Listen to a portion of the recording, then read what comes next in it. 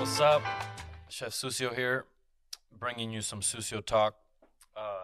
As a reissue episode, so this will be episode 2, reissuing the Charlie Appel episode, Carlito Manzana.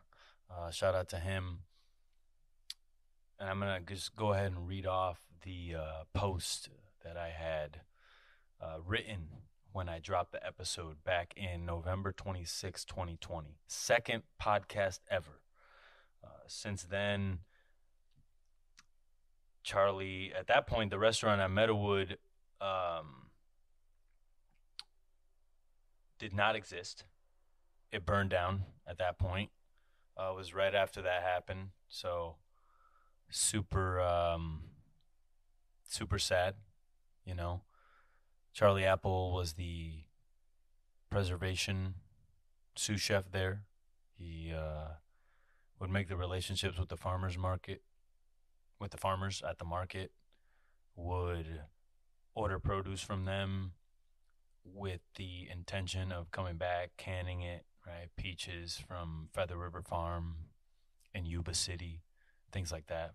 Shout out to Jim from that farm. Peppers, and I mean, he would just like pickle peppers. He'd make hot sauce. He would make koji, misos, like whatever you wanted, Charlie could make it. And he really changed the game on a lot of things. He preserved things in rock sugar. He would preserve a lot of flowers and things like that you normally wouldn't use.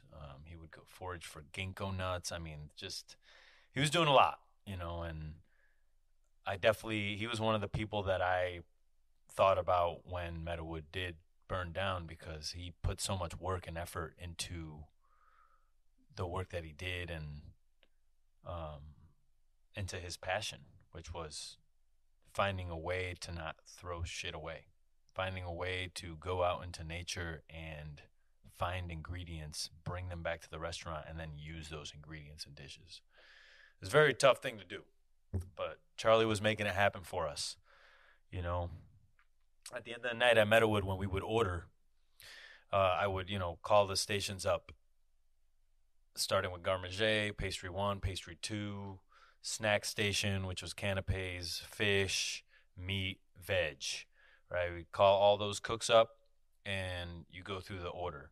They're ordering produce, any produce that got left behind, because our main produce order would be done before service. And then the farm order, which is a garden harvest form that we had to fill out with all the, it'd be like 300 pieces of borage, 200 pieces of nasturtium, like things like that. And in the morning, then the next day, they would harvest those things and bring them.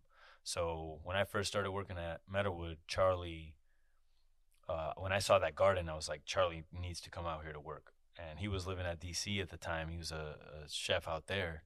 And I told him about this garden, and he packed up his stuff in his car, and he was there, within the week.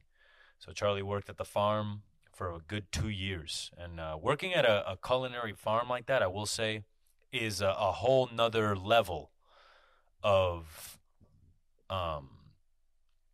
artistry. I mean, you need to find a way to get the most out of plants and then harvest throughout the season.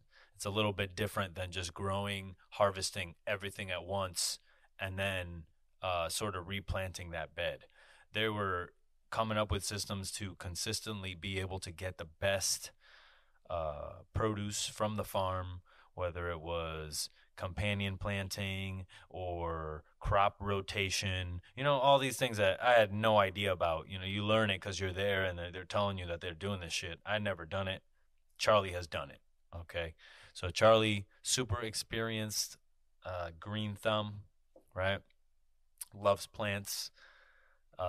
Just one of the best human beings that I know, truly, Charlie Appel. And I'm just going to go ahead and read this caption right here. Sucio Talk presents Charlie Appel, who is a dear friend of mine. Got me my first kitchen job, and he has positively influenced my career ever since. He was the Special Projects Sous Chef for the Restaurant at Meadowood, an avid forager. He hates when I call it that, LOL. And skilled preservationist. utilizing various techniques to tell a story about the local produce, the farmers that care for it, and the land it comes from. In this conversation, we covered his humble beginnings and the process he underwent to become the chef he is today. I'll be having Chef Charlie on for future episodes where we will be discussing his fermentation projects in greater detail. However, I felt it important to let people know where Charlie comes from, who he is, and what makes him think the way he does. Truly one of the smartest, creative, most forward-thinking people I've ever met in my life.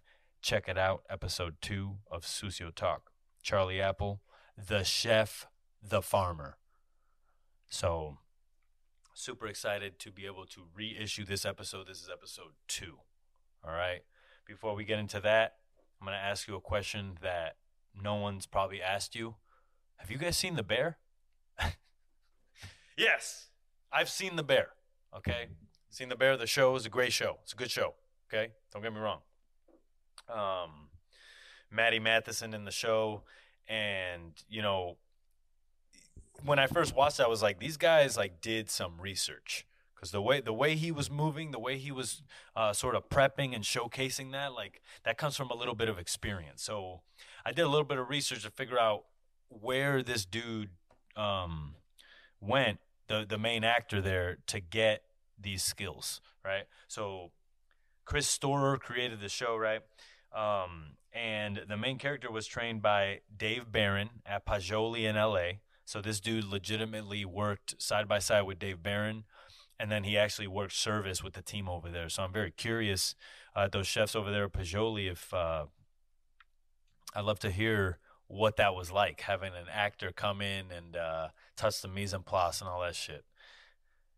And then after that, he spent some time with David Waltuck in New York. And after that, then we went to Bar Kumiko in... it's a Julia Mimose restaurant. So very cool. Spent some time at those places. If I mispronounce any of those names, just fucking yell at me. All right. I'm trying to get better about this shit. I'm trying. You know, sometimes I get tired of myself, because it's like sometimes I get tired of myself. When you let yourself down, you know, and you keep letting yourself down, when you set goals and you're not meeting them. You know, I will say that starting the podcast was not the hardest thing that I ever did. Maintaining the podcast, much harder. It's just like Michelin stars, right? Getting them, not saying that's not easy, that it's not hard, but getting them is one thing. Keeping them is another, right? You need to constantly push the envelope and stay at that level, which is very, very hard to do, okay? And I just want to make sure that I'm not robbing you guys. I want to put out the best content I can. All right. I want to stop touching my face. I got to get some media training. That's what I got. So right now, let me just put this out there. If you're listening to the show, I need media training. Okay. I'll find that myself. I need a podcast editor. I need a podcast producer. Okay. I need a social media person. I have a good idea who the social media person is going to be, but I need fucking help, guys. All right? I'm trying. But it's not good enough. And I feel like it's almost like the show grew faster than I was ready for. And now, you know, and I will say I have had a lot of growth. You know, now I have a studio. I'm in the studio. Podcast is video. You know, I'm finally getting the microphone arms right.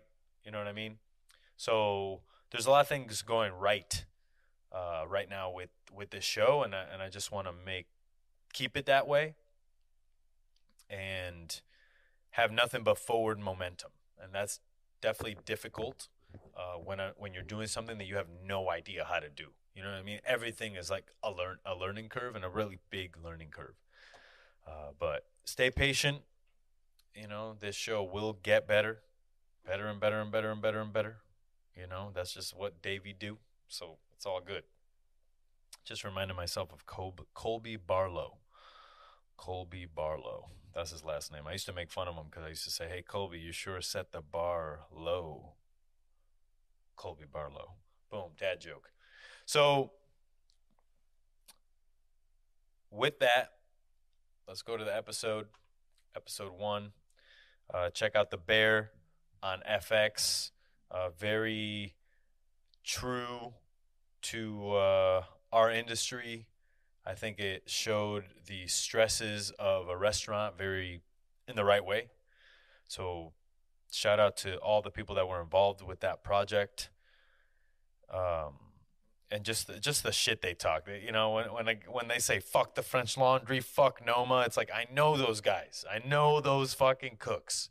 And when you try to do something better or try to do something, you know, and it sucks to say better. You know what I mean? Because like every restaurant, let's just say every restaurant that's open is amazing. It's amazing that you're open. Okay, first of all, because it's very hard. Low profit margins. The cost of everything is rising. You can't charge people all that money because then they won't come in. So chefs and restaurants are in a really, really hard spot right now. So definitely go out, support, tip 25% if you can. And hopefully we can, you know, get into this new generation that we're about to get into in a very positive light, taking all the dumb shit away from us, all the drama that's been going on with all these articles coming out. And I'll talk, you know, we'll talk more about it. I don't want to get negative every time we're on the show. Like I'm kind of tired of it. You know what I'm saying? Like wake up every morning, it's like this guy sucks now. And hey, I get it. You know, from what I hear, all the shit that happened at Stone Barns is true. You know, so it's almost like, yeah, fuck Dan Barber. Like you gotta, you know, it's like, what are you gonna do? You know, when Bill Cosby did all that shit, fuck Bill Cosby. You know, fuck R. Kelly. So it's like if I'll be damned if I let, you know, anybody around me get abused or go through anything like that, you know. And there's definitely a new outlook, you know. While I was coming up in kitchens, I saw a lot of fucked up behavior. You know, never any like sexual harassment shit because that's a no-go for me from day one. But people being mentally harassed and, you know, people telling people to go fuck themselves, fuck you, this is my pan, shit like that, you know. So I think we can get a lot farther in life if we're just a little bit more compassionate with each other. Then we can get the job done in a non-bloody way, non-violent way. And, you know, again, to get to this new generation, like where we're going, we need to all be on the same page. So, you know, it's like the cook that wants to work through his lunch. You owe it to yourself to first of all eat lunch, but also don't be selfish in that way because chefs have fought for a long time to be able to actually have a staff meal. You know, I grew up during a time where you ate shit standing up. And I will say I had good experiences too, where it's like at the Restaurant At Meadowood, you couldn't touch mise en place during staff meal. That's crazy, you know. But then, you know, working at other restaurants, you're just busy, so you're not eating. You're worried about service, and that's not necessarily the best recipe for success, especially in a really, you know, hard environment. You want to be rested, you want to be fresh, you want to be tip-top shape to be able to take the challenges that come with executing a dinner service properly. And I think season 1, episode 7 of The Bear definitely showed the worst parts of a dinner service. And they got it right. 100% right. So if you don't know what restaurant life's about, check The Bear out. So far, one person has told me it's boring. I'm sorry. If you think it's a true story, it's not. All right, so let's stop spinning that narrative out there. I do believe the restaurant that they're saying he worked at was the French Laundry. I think that's what they're trying to impress. And that's honestly like, look, as much fire as they come under, like that's cool. Whenever they make a movie, whenever they talk about a fine dining restaurant, they talk about the French Laundry. Like that, it's a dynasty restaurant. And I get it. There's been a lot of bullshit that's happened with that group over the years, a lot of unfair treatment of employees and shit like that. But I think that it's important to recognize that it has also a lot of great people have worked there. Phil Tessier is a great example.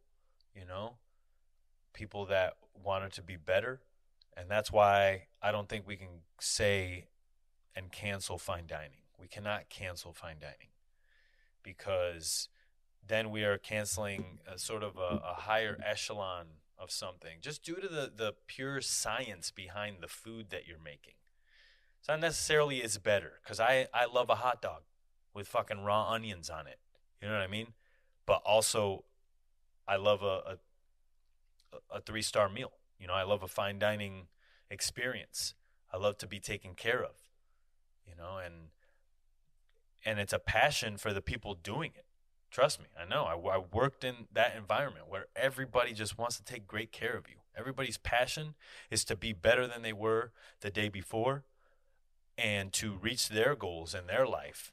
You know, to be the best sommelier that they can be, to be, you know, the best server that you can be, to be the best chef, to be the best cook, whatever it is. And I feel like sometimes other people like to talk shit and they're haters and they're like, well, why do you want to do that? Why do you think you're better than us? It's like, it's not that I think I'm better than you. I just know that I think I'm better than myself. You know, I think I'm better than myself today. I think I can be better than myself tomorrow, you know? And if we keep going on that trajectory, I think we can get somewhere. But if we keep kind of taking 10 steps back, like we're never going to get there, guys. So, and again, I don't have all the answers. I don't. We can talk through it, you know? We can, I say you know a lot. Somebody told me recently that you know is a pause. It's a tick. And I realized that I have a lot of ticks. But also, when you spend 15 years learning how to cook just eggs, it's impossible to learn how to talk to people properly, especially in the kitchen when all you talk is like, all the filler words are out. The does, it's like walk-in, chicken, bottom, shelf, you know? Pick up, table, 5, 2 chicken, 2 lamb. So it's like a lot of those things transfer over into regular life, and then you go into regular life as a chef, and it's almost like you can't be a civilian, you know? Like it's almost like you're an athlete or a commando or something, you know? It's just like it may seem like, oh yeah, it's just a job or whatever. It's truly a lifestyle, and it truly affects the way you are in life. And if you work in a negative environment, you are therefore going to be negative, which most chefs are. And I'm looking at you. Most chefs are fucking negative, okay? So let's stop being negative, because all we're doing is scaring away the next generation of cooks and chefs, right? We love restaurants. We love to go out and eat. Do not cancel fine dining, okay? Because then we're not going to have any new recruits come in. Any new kids that kind of, you know, when I found out that there was another echelon of cooking, that there was another like way you could be as a chef and you didn't have to be an old bitter cook, like I gravitated towards that. And had I not had that, I wouldn't have gravitated towards it. So it's a measure of excellence. And is being a perfectionist, like, is that the rightest thing in the world? No, but it's not the wrongest thing, right? Like, if you're trying to be better than you were yesterday, like, I don't see any wrong with that. You know, does it matter how you get there? Yes. Does it matter how you treat people to get there? Yes. That's where we fucked up. All right. But I have a strong faith in the next generation of people coming through this industry that we can survive this and that you will have places to work at. But I will say, I think there's going to be a 10-year gap in talent. 10 years where we don't see, you know, cooks being trained by chefs. And I said this on the last episode. All the greatest CDCs, most of them are not CDCs anymore. And that's a damn shame, you know. But the system is fundamentally broken, as I was talking about with Jordan on the last episode. So we need to go back all the way to the beginning to figure out how to get to the finish line in a nice way. Okay? So episode 2, Charlie Appel. I'll see you guys next week. All right? Got some cool podcasts coming up. I got Chef Kim Conroy. She was the ex-pastry chef of Lazy Bear. Chef James Scheibau is being rescheduled for a later date. And I also got a wine personality coming through. Name's Jared Kent. So looking forward to having those guys on, those men and women on. You guys have a great week. You need to hit me up, suciotalk@gmail.com. Follow the Instagram @sucio_talk. And definitely get on that YouTube. Subscribe to the YouTube. Leave a comment on one of the videos. I'm currently trying to upload as much content as I can. I'm not that good at it, so it takes me a while. But that's where that chef mentality kind of fucks with you because you want things to be so perfect that you don't allow yourself to make mistakes. And the only way to get better is to make mistakes. So thank you for being with me on this journey and allowing me to make the mistakes on this podcast in order to get better at the craft of, curating conversations for industry professionals to shed light on things that they're going through. And what I've realized is that a lot of the things that people are going through, you're going through. Somebody else out there is going through it. So let's be a little bit more compassionate. Let's help each other out. ELE, everyone love everyone. All right? Big shout out to Jeremy Rupp out there in Calistoga. He's the expediter at Charter Oak. He's also at Susie's. I saw him last week. It was great to see him. And also shout out Jacqueline Dasha, CDC of the Restaurant At Meadowood. She came out and had some wine at Slug Bar. We were in Slug Bar before they opened at this birthday party for Jules. Jules does the artwork for the menu at Snail Bar. So shout out to Jules. Happy birthday to her as well. Thank Andres and Spencer Horvitz for inviting me to that. I'm going to try to make it to your soft opening. If I don't, it's okay, man. I'm sure I'll be coming by there at some point. How you guys like my hair? You guys like it? I know you do. I know you like it. But I'm here to have fun, baby. The answer's yes. Living life, doing crazy shit, partying. You want to party? You want to come out? Let me know. We'll do something. All right? I also want to know this. I want to curate, and I know I've like started and stopped this fucking podcast like 8 times, but that's okay. I want to curate 4 top dining experiences medicated with mushrooms. Okay? So I'm selling those tickets. All right, it's going to be $500 a head, 4 top. Okay? About 8 to 10 courses medicated with mushrooms, and then at the end of it, you can have the house to stay in. I'll leave. You can, you guys can have the house, trip all night, and then the next morning I'll come in. You guys check out. All right, a little like mushroom B&B action. You know what I mean? Good place to trip. Other than that, let me know if you guys are interested in that or would be interested in that, or if you have done that in the past, because I'd love to pick your brain on, how you curate these medicated experiences, whether it's marijuana, mushrooms, methamphetamines. No, I'm just kidding. But with that, Charlie Appel, episode 2. Peace.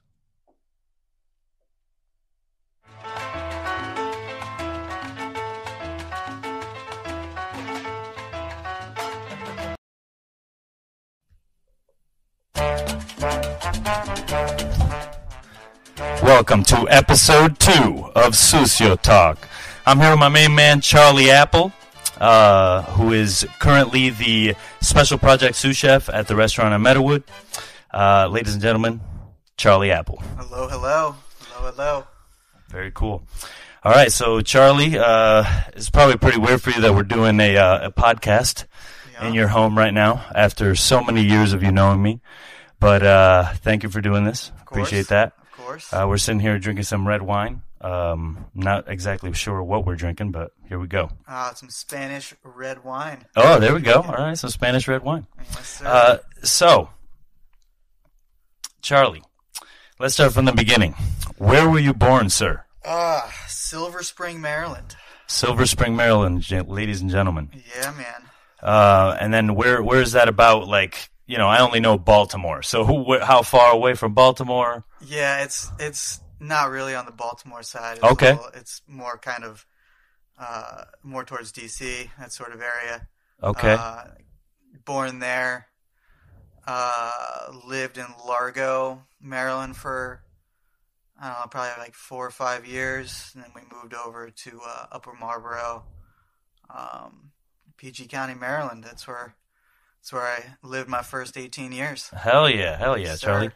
So dad and mom, what do they do? What are their names? Let's learn about them. So we're looking at Alan and Sherry. Very cool.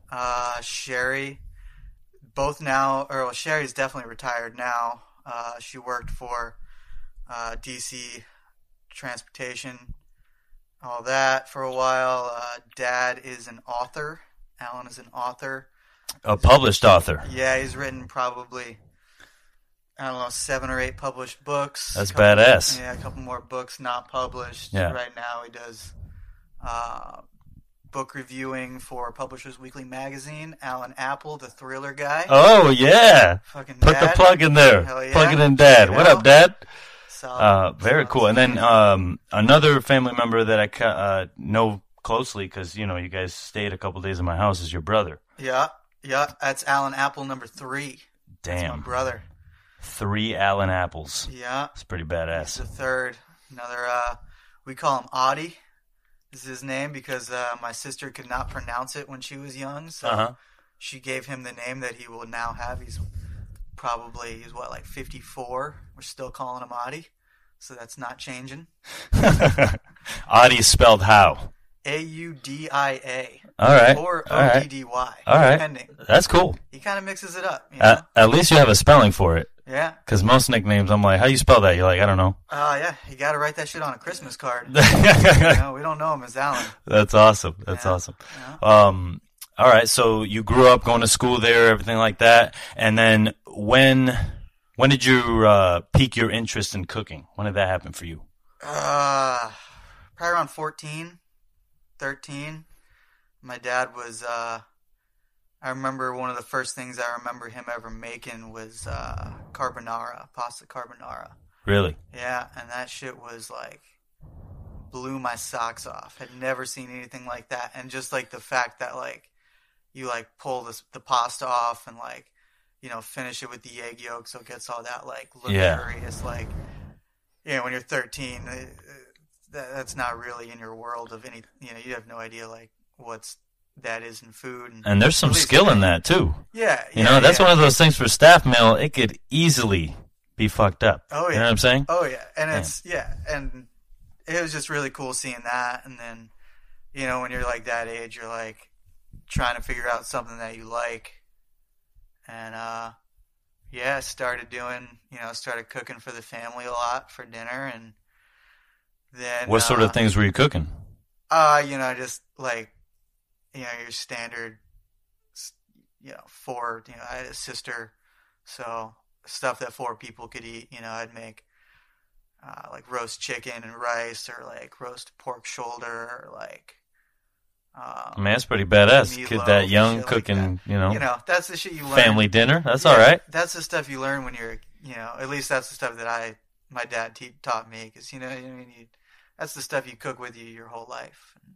And, from that, I started reading a lot of books, started getting into kind of really Michael Rollman started writing books about like, I forget the names, but essentially he writes, it was one of his first ones is where he goes to culinary school as an adult. He goes to Hyde Park CIA and kind of learns, that from there, or how to cook from there. And, when you're 16, 15, reading those books are really inspirational. And, you kind of hear about like the nitty gritty, but then also like the passion that you get. And yeah, so I started kind of going. So that was there. all kind of enticing you, and you were like, yeah, I'm gonna go for this. Well, yeah, that was really enticing me, and then kind of what really pushed me into cooking was like I needed to get a damn job. And Dad was like, get the hell out and get a job. Yeah, essentially. Well, like kind of it was more along the lines of as I was hanging out after school, and essentially my parents were like, you need to stop having you hang out with your peer group because you seem to be down for whatever situation anybody wants to throw at you. And yeah. So I started, I was getting into a little bit of trouble, and then one day I forget what happened, but I did something fucking stupid. And my mom, she worked in DC, and she was literally standing at an Oban pen in line trying to get a coffee and a bagel, and there was a guy in front of her in a chef coat. His name was Peter DeGeorge, the man. But this guy worked at the restaurant next door. My mom didn't know this. She sees a guy in a chef coat, and she's like, hey, my son's getting into some trouble at school. He needs a job. He'll work for free. Will you give this guy a job? Because I think this is what he wants to do. And the guy was like, fuck yeah, bring him in. That's awesome. So your mom got you your first stage. Got me my job. That's ill. First job. And that job was dishwasher. And I'm talking in a restaurant. It was a great restaurant. Loved it. We spent several years there. It's called Ten Pen. It was on the corner of 10th and Pennsylvania Avenue. No longer exists. Yeah. Peter DeGeorge was a sous chef there. Cliff Wharton was the CDC, another very influential chef in my young life. Cliff Wharton. Very and cool. Then the man that owned it was all Passion Foods Hospitality Group. The chef of that was Jeff Tunks. Okay. And that guy, old school legend. He was the chef of Commander's Palace for some time out in New Orleans. That's where Cliff Wharton and all them guys worked under him, and he brought them all out to DC. Yeah. But like and that really what got me into cooking in DC, which was working in the Passion Foods Hospitality Group. What kind of food was it where you were at? So it was like Ten Pen was like the idea was that it was a modern American restaurant using Asian ingredients. What I mean? That's why you're always hooking up those pad thais for staff meal. That's where you got that from. All right. Yeah, that was where I got a lot of stuff from, man. That was like when we started cooking, yeah. Let me just state this. Charlie makes the best motherfucking staff meal you ever had in your life. Thank you, man. That's coming from a man who's eaten it time and time again, trying to find a flaw. Can't do it. Can't do it. I appreciate that. Sloppy Charlie's. Sloppy Charlie's. A national favorite. Dude. Have Charlie over your house for Christmas. Tell him to cook you Sloppy Charlie's. Oh, man. Act like you've been somewhere. The best part is, once you know the technique, it just becomes yours. You know what I mean? There you go. Your name's David. It becomes, you're making Sloppy Davids. That's right. You know what I mean? That's right. Tim, you're making sloppy a Sloppy David? Is that worse than or better than a Dirty David? Oh, dude. Who knows? Definitely sounds messier. So you're in this restaurant group, and then, you're a dishwasher, and then what else? Like, when did you get into the actual cooking part of it? Well, so I was only about dishwasher for the first 2 weeks. Okay. Because, this restaurant, we do probably 300 covers a night. We do lunch and dinner.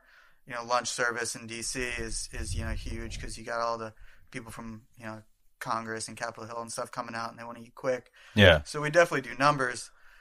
And, we had one of those restaurants where you had your hotline, and then you had the prep kitchen in the back, and then you had your dish area. It was a whole nother room. And, I mean, to be honest, you had 16-year-old white kid who didn't know any Spanish, and then filled with a dish room full of Latinos that didn't know a goddamn word of English. And you're like, what am I supposed to do? How do I communicate? They're showing you, everything you need to know. But at the end but of that's the day, how you learn your Spanish, man. Dude, I heard you talk to dishwashers. You know what's up? Dude, that's how it's. Yeah, the restaurant industry is, there's a large Latin speaking population there. And That's right, baby. yeah. And That's my peoples that's right where there I've learned, taking over. I took French class in high school like an idiot, and you know how much I used that? French class. That's what I'm saying. You know what I'm saying? We were in culinary school and vocational school in Wilcox in Meriden, and they had us take one class, right? Because, you know, other than that, they had to make it worth it. Like, yeah, we're showing these kids how to cook. They're going to take an academic class. So they chose French. 2 days into the class, the teacher's like, do you guys really want to learn French? And we're like, nah. She's like, all right, this is a study hall now. It was amazing. She's like, I'll pass you all, study hall. I forget her name, but God bless you. Yeah, man, like I said, it would definitely be in everyone's best interest to learn Spanish as a second language. And, you know, just from a lot,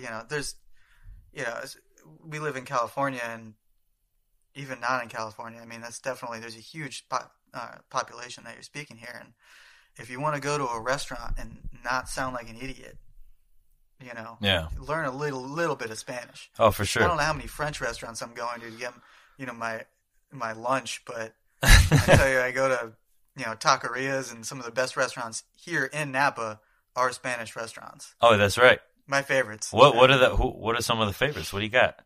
Let's see. I mean, shit, I went Tanya's Taqueria. Yeah, that's the bomb. La Taquiza for your fish tacos. Oh, of course, that So fried brandad taco. Oh, that's man. the one. Dude, I've been going El Morenito Market. Yeah? That's a cool place, man. That's a straight up butcher shop in there. You can get whole cases of whatever you want from them, man. Yeah, so next door, the little like taqueria next door to that, like right past that, that's when I know I've been getting respect from the people that I work with. When I walk in there, you pass, baby. Exactly. They like look at me and they're like, "How does this motherfucker know to come in here?" And he goes, "Man, that's so good. You know who got me eating there is Lipsky." Oh yeah. Yeah, dude. Okay. Mike Lipsky. Shout out to Lipsky. Yeah, the Monrovia, I believe. Yeah. In L.A. Yeah. Shout out to you, man. If you're down in the L.A. area. Yeah, they just they took over. You know, revamped the menu, making it awesome. Oh, Not to say that it wasn't awesome before, but you know, I know Lipsky. He's got some delicious staff meal too. Dude, hell yeah. You know what I would always get mad at? You know, I hate when people serve staff meal too hot. You know, because I'm trying to eat that in 20 minutes. Yeah. Or less. So when it's super hot, he'd leave his curries on just boiling until it was time to serve staff meal. I'm just like, yo, temper it down a little bit, baby. I want to eat it quick. You know? That's because, you know, that's his life. He's half Korean, man. That's true, man. He loves eating that food. You know, piping hot. Piping hot. I'm the guy that it's like how I like my coffee. I'm like, you let it come down to this like lukewarm temperature and you just eat it all then, drink it all right then. That's right. Oh, you know? That's the best to do with tea. Yeah. Oh, that's perfect temperature for chugging. Yeah. Nothing better than that. But I digress. Where were we? Oh, yeah. So you're in restaurants. You're about to put your hands on some mise en place for the first time. Where are you at? Yeah. So they quickly realized that I'm like not really helping them out as much as I can because, you know, they're all yelling at me to do stuff and I have no idea what the hell they're saying. And this is 14-year-old Charlie here. This is 15. 15-year-old Charlie. I think I was about to turn 16, yeah. And so I'm cooking essentially Friday after school. I'd get out of school, drive to the metro station, take the train in, start my shift, you know, and then work Saturday, work Sunday. And then I was always doing sports and stuff, but whenever I wasn't, I'd be working. And what kind of sports were you doing? I was big into tennis my whole life, huge into tennis. But for school, I did swimming to keep myself fit for that season, and I did a lot of weightlifting after school that other season. Charlie was yoked. I was. Not no more. Swollen, as they say. Not anymore. All right. But was then. So yeah, they like I said, so back then they're like, all right, this kid wants to learn how to cook. They threw me in the prep kitchen, which was dope. I remember we had my first teachers was this gentleman named Ramon, and then we had this lady named Alice, but everyone just called her Mama. Yeah. Everybody, the chef Cliff called her Mama. Like everyone called this woman Mama. And my first job, we did Cliff's. He's Filipino, and we had the most amazing lumpia on our menu. And like literally my job was I was to just separate the lumpia papers, like the lumpia rolls. Because you get like the stack of like whatever, 15 or 10 or whatever it is, 20, and they're all stuck together. So you have to pull them apart. Yeah. And it's like and the cheeseburger person, the cheese person. Yeah, it's just like you're just unpeeling cheese. Hours. Every day. And like I just remember doing that. And Mama she'd, roll them.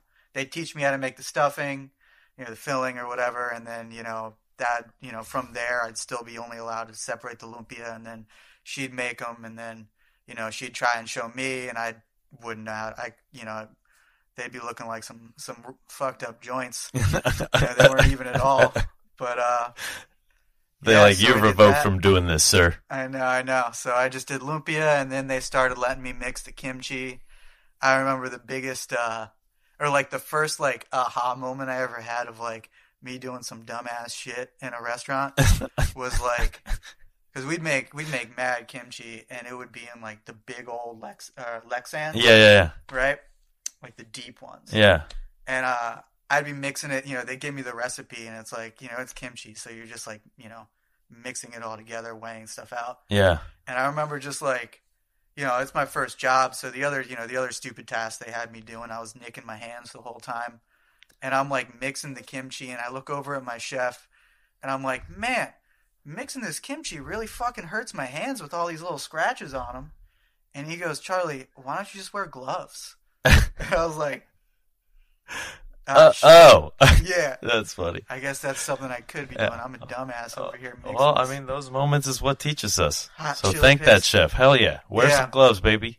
Anyway, no glove, no love. So I was prep cooking there, and then, one day they I forget what Marvin was working on veg on the hotline, and he was leaving, and they were just like, and I was like gung-ho on letting me work in that station. Yeah. And this is like, I think I was 17 at this point. Mm-hmm. And like, this is a legit restaurant. Like these Jeff Tunks' restaurants at this time, like, when Washington Post magazines and shit were coming out, they're always in the top 100.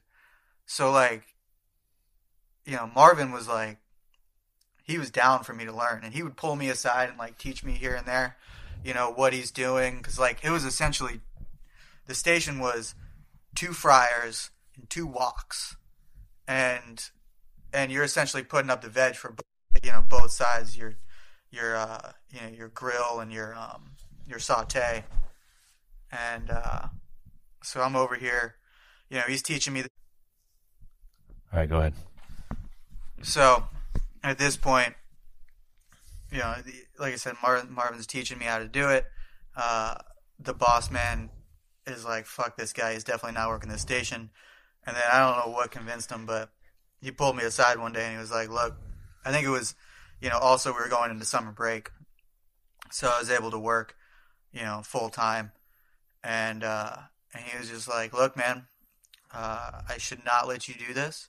But seeing as how I stand directly next to you on this, expo, watching you run the station, he's like, you fuck up once, you're off the station. And don't fuck up. And I fucking went for it, and I definitely fucked up sometimes, but for the most part, I held it down, didn't do dumbass shit. And, yeah. You just do. The thing is like, it's, I wouldn't say it's the same going to every new restaurant, but as long as you just do everything that they tell you to do. Exactly how they tell you to do it, you'll be fine. You're fine. Listen to your boss. Yeah. Don't be thinking on your own. You're fucking... Yeah. You don't know more than them. You exactly. don't know what's going on. Exactly. Yeah. That's something that you learn very early on, and it's a good lesson. Yeah. Because a lot of times, you like come from culinary school, you're like, I know what's up, I know how to cook, and then you are put in your place, and I do not know how to cook. Yeah. It's like, you may think that this is how to do it, but this is the wrong way to do it. This is the better way to do it. Yeah. And then the dynamic happens when you go to another restaurant and you've been doing something like the way for 5 years or whatever. Then you go somewhere and they're like, that's wrong. Yeah. And then you're like, what? Yeah. That was the way when we were working over at Tallulah's. Yeah. Where you were like, or I think it was Jake comes up to us and he's like, there's the right way, or he's like, there's the wrong way, the right way, and then the Tallulah's way. Exactly. You know? So whatever way you think is right is not the right way. Exactly. It's my way. So is just the right way. do it my way. Yeah. Yeah. That was a strong lesson. So yeah, me and Charlie worked at Tallulah on Thames together. But that's later on in the story, so we'll stick to the chronological order here. All right. So you're at this restaurant, and then that's your first restaurant. Now, where do you go after that? So I'm doing that, and then so the cool thing with that, in regards, I get actually, you know what? So I work there. That's my restaurant. I'm also they've kind of stuck me here and there in their other restaurants that they had there. They had 3 other restaurants. Yeah. To kind of get my just kind of visual of these other types of cuisine that they did. But then, honestly, I went to culinary school, Johnson and Wales in Providence. And then went to school that year. Were you working anywhere that first year? Yeah, I was working at, we opened up the Ruth's Chris Steakhouse. Oh, yeah, that's right. Ruth's Chris Steakhouse. That year, yeah. So what's up with Ruth's Chris Steakhouse? You've told me about their wet aging. Yeah. What is that all about? What are they doing exactly? Because I know I have a gist of what it is, but are they doing anything special? Are they? I think it's essentially just cryovac. Just leave it in the bag. Leave it in the bag. All right. Yeah, you know what? Simple enough. I gotta say, Ruth's Chris Steakhouse has a time and a place. When you want a steak. Oh, for sure. And you want those fries, or you want those like curly onions and shit that they do. You want that chopped salad. Yeah, they do some good stuff. Hell yeah. I gotta say, working at Ruth's Chris Steakhouse was the learning experience that I do not want to work in a corporate job. For sure. Yeah, you know what I mean? When you're young, especially, you're trying to learn all these cool techniques, and you're trying to be really coached by, be mentored by a chef. And you know what? I had a really great mentor there, Kev Gaudreau. Oh yeah, that's right. Fucking great chef, great Rhode Island chef. Yeah. And he was the chef there. Yeah. But he was when we were at Tallulah, where was he chef at? That place right across the street. The Pier. The Pier, that's right. The Pier. He's got a place called Kev's Place, I think, now up in Providence. Dude, I remember one time it was Saturday night service, and we're at Tallulah's. You weren't there yet, and the garde-manger guy looks at me and says, "We're out of oysters," and I'm like, "Oh my god!" We had like 6 orders on the board, like more tickets coming in, more people sitting down, and it's like a bomb's about to go off. We're like, "What do we do?" Chef's like, "Quick, go to the Pier and get more oysters." I fucking ran there, man. I ran there so fast to get those oysters. I was like, I'm going to get back in like 2 minutes, and this guy's going to be like, "What did you do?" Were those out back? You know what I mean? Yeah. So I go there, and I get in there, and one of our buddies that lived in Newport, we went to his house for his birthday party. What's his name? I forget his name. You went to his wedding, I believe. Joey Dumas. Joey Dumas. Yeah. What up, Joey Dumas? Yeah, Mike. What's he doing right now? I haven't talked to him in years. All right. Well, there you go. Yeah. What up, Joey? Maybe reach out to Charlie, Yeah.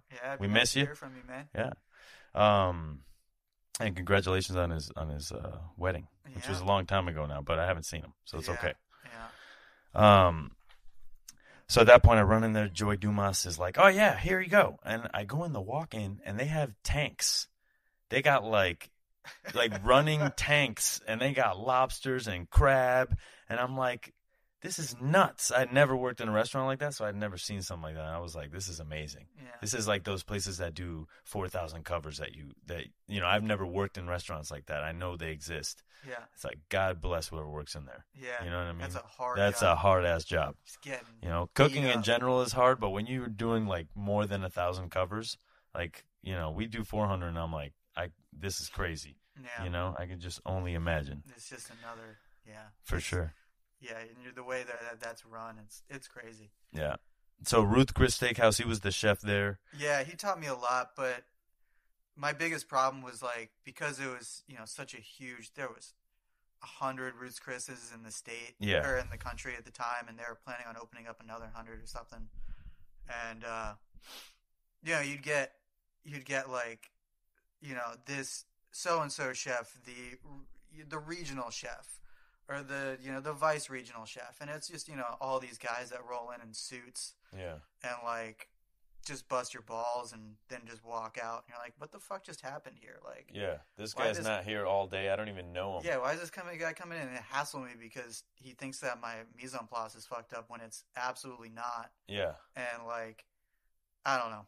That's sure a crazy dynamic to work with. Yeah, I'm sure that they've, there's a reason that they're in that space. But like I said, as a young chef, that's not something that you're not really.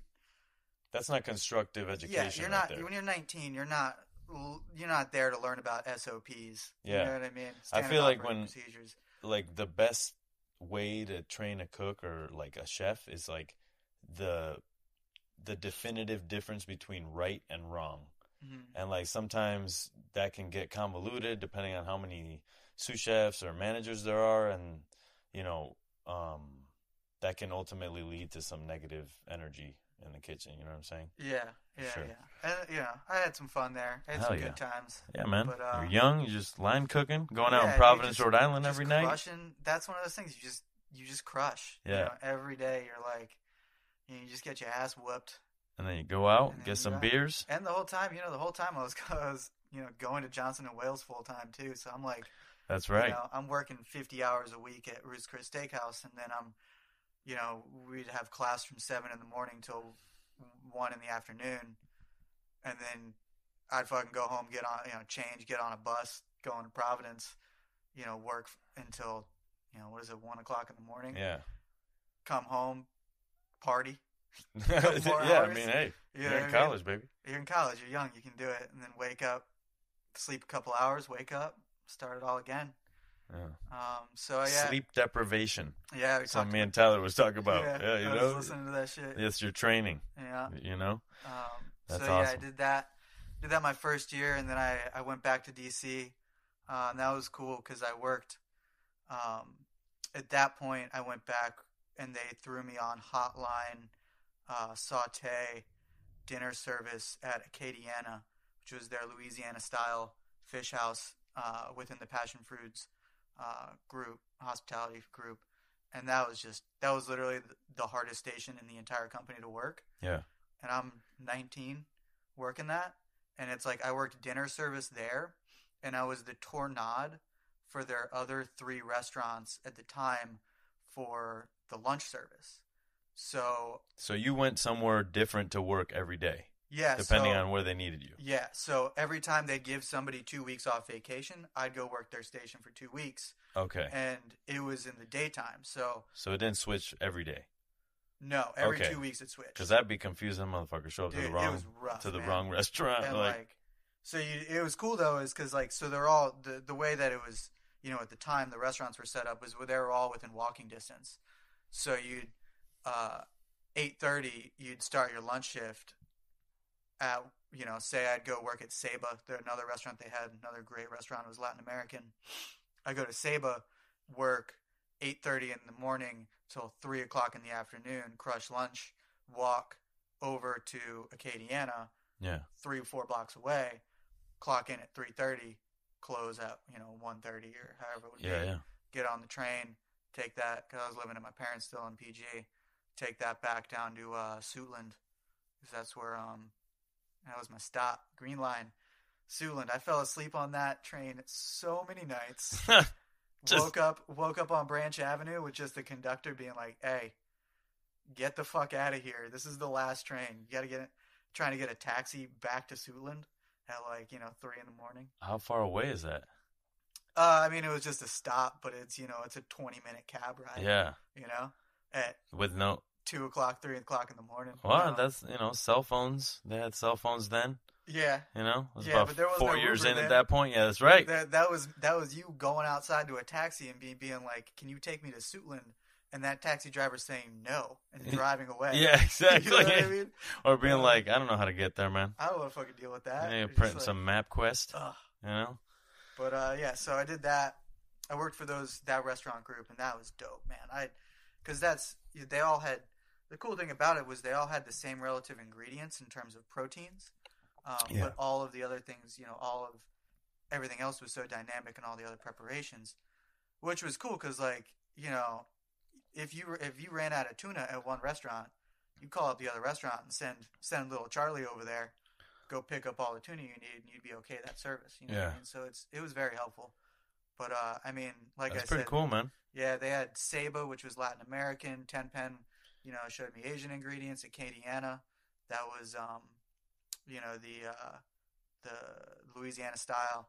And then they had a place called DC Coast, which is more like American coastal, featured different regions, different fishing regions in the U.S., which was really cool. And I would later go back to be a sous chef there before actually coming out and moving out here. Oh yeah, okay, yeah. That's where you went after Tallulah's. Yeah. Okay, yeah, okay. Yeah. But, so then you do this, and then you go back to school for what? Your second year? Yeah, I go back to second year. That's when I met you. That's when we met. Yeah. We started. Let's see. Yeah, we met. I was still going to school full time. I went on my externship in Christchurch, Bournemouth. It's Christchurch. Yeah, it's out on it's on the English Channel in England. Yeah, I was at the Chewton Glen Spa and Hotel. It's like the #1 best rated spa in Europe at the time. You're telling me there's a straight town called Christchurch. Christchurch. It's tiny as fuck, man. That's badass. Dude, that's probably the strongest name I've ever heard in my life. Dude, I was staying in this town, and like I get there, and like it's like cat dog. I'm renting a room in this guy's house, and it's this guy's family, and you know, he picks me up, and I'm all like, I'd never left the U.S. before. I'm like, I don't know what the fuck I'm doing, and like I barely got to Christchurch. You know what I'm saying? Like that shit. Like I flew into, you know, London, somehow managed to get my ass onto a train forever away, and then down there in a day. And, you know, the guy is just like, you know, he's like, there's more people here over the age of 60 than under the age of 20. That's the amount of people. Like, it's just a town of all old people. Yeah, that's wild. But it was cool, man. It was right on the channel. So like when I, you know, and like they do a lot in Europe, but you go and you work a morning shift and then you leave for like, you know, 3 hours Siesta. Or whatever. Yeah, and then you come back. That's pretty badass, man. Yeah, it was hard to get used to because like, you know, at first like the mentality of here, you like I said, I'm coming from essentially commuting, working at a restaurant at 8:30 and then working straight through until 1:30. 8:30 in the morning till 1:30 in the morning, pretty much. And then you go to a place that's like, all right, you leave at 2:30 and you come back at 5:30 or like 4:30 or something like that. You've got a couple hours to kill, and it's like, well, I should be doing something. Yeah. But they don't let you work at all. Yeah, you have to leave. You have to leave. You leave, and you know everybody in their right mind goes home. It's England. They fucking sleeps. Take a nap. They drink a cup of tea, and they come back to fucking work. But us, I mean, I was always like in need of doing something. Yeah. You know what I mean? So you go. But it was cool. I go out, like I said, to the channel and sit on the beach and fucking like stare at the water and stuff. It was cool. The thing that sucked though was the fact that like the whole fucking town would close down at those hours. So you think you couldn't go anywhere. Yeah, you think like, oh, at least I'll go like grocery shopping or like I'm gonna go grab some food like in town. No, everybody's sleeping. Nothing's open. They've all gone home to have tea and shit. Hey, yeah, you gotta do what you gotta do. Yeah, maybe we should try that. Yeah, Mark. You know what I mean? So we did that. So while you were over there though, you got into a little bit of DJing, right? Am I wrong? Yeah, not really. A good boy, mine, Ben Gallup. He Benjamin. Yeah, Benjamin. Yeah. Yeah, he used to be all into the dubs or the drum and bass. Yeah, because I remember when I went to your house in Providence, you had the turntables. Yeah, he got me all into it. He actually later became like a DJ out there a little bit. Yeah. And because we used to just come home from work and, you know, chill out, and he'd mix records and show me how to mix records and whatnot. And it's just cool, man. It's fun doing that. Yeah, that's awesome. I mean, the music is great. I love drum and bass. Yeah. You know, getting into that. I actually heard a few songs. I got into it, and then I asked you about it because I knew you knew. I was like, hey, man, what's up with some classic 90s drum and bass? Won't. Yeah, man. So you did that internship, and then what did that entail? Did you work all the stations, or did you just stay on one station? Nah, they kept me on. I pretty much like was doing like garde manger stuff, which in that point was like, uh, like the terrines, um, that sort of stuff. I remember we had foie and like poi lentils. It was pretty classic. Yeah. Um, How'd you find this spot? uh, Out of everywhere that you could have gone. what's funny is I was the plan was to go to the Waterford Grill in London, which is like 3 Michelin star institution. Like they had a Waterford Grill in Waterman in then. In the Waterman. Was it the Waterman? Dude, that's what fucks me up. It's like this is an institution that I always get confused with a crappy restaurant in Providence. With the Waterman Grill? Had almost the same name. With the Waterford or the Waterman? Dude, I'm gonna sound like an idiot now. The Waterwan. It's all right. Well, anyway, it's got 3 stars and it's in London. I'd have known. Yeah. That's all you gotta know. Anyway, what year was this? 2008. 20. I'm sorry, 2000. Yeah. 2008. All right, here we go. So the plan was for me to go there, and they like set me up and whatnot, and then I went to see my, the guy that was in charge of like getting my ass out there, and he was like, "Hey, sorry, they just gave your position to 2 French interns, so how about this other place?" And I was like, "Where's it at?" And he's like, "It's in England," and I was like, "Sick," because at that point, like I was really interested in cooking still and like learning the food, but I was less interested in working at a 3 Michelin star restaurant and more interested in just traveling to Europe and being in England, and kind of like seeing what's just there. seeing something different. Yeah, that's cool, man. So like I said, the Michelin situation wasn't like a make it or break it for me. Yeah. And then they did wind up the Chutengloed did wind up they had 1 star. Nice. That was after your internship was over. Yeah. But yeah, man, I met some sick chefs there, like, and you know what, like, which is nuts because so I was doing that when I was 19, and then there's a big gap between there and my time at Meadowood, but the young cooks that I was working with at the Chutengloed that were also doing their internships and whatnot. Yeah. Later became great chefs throughout Europe and England, and like a lot of people would come, and we would know the same people. Yeah. Like. Yeah, I remember that. You had that connection with people. Yeah, it was cool, like, man. This guy. When did that happen? That happened to you in a 12 days, I think, or something like that. Yeah, it's happened to me a few 12 days. Ben, when he came out too. Yeah, that's right. Ben Champkin. What up, Ben? We knew we had some mutual friends. Ollie. I forget Ollie's last name, but he worked with Ben. Yeah. And I remember Ollie as being this like goofy little kid that now is like fucking running Simon Rogan's restaurants right now. He's a fucking badass. There you go, man. The persistence, the ambition. Yeah. And I mean, even Lucas too, because they were at. Oh, that's right. Lucas that just worked at Tram, right? Yeah. He was at what's the restaurant in the Leadberry? The Leadberry. Yeah. So you know what, man? That was like I took a trip in February and I went and ate there, and it was amazing. I went for the lunch menu and I had the lunch tasting, and it was spectacular. Yeah. Like the dining room is beautiful, the service is perfect, and then at the end of it all, I got to go downstairs and hang out with the chef for probably like an hour while he just did service. They fed me my last bite down there, and he just did service, and I was like, "This is awesome."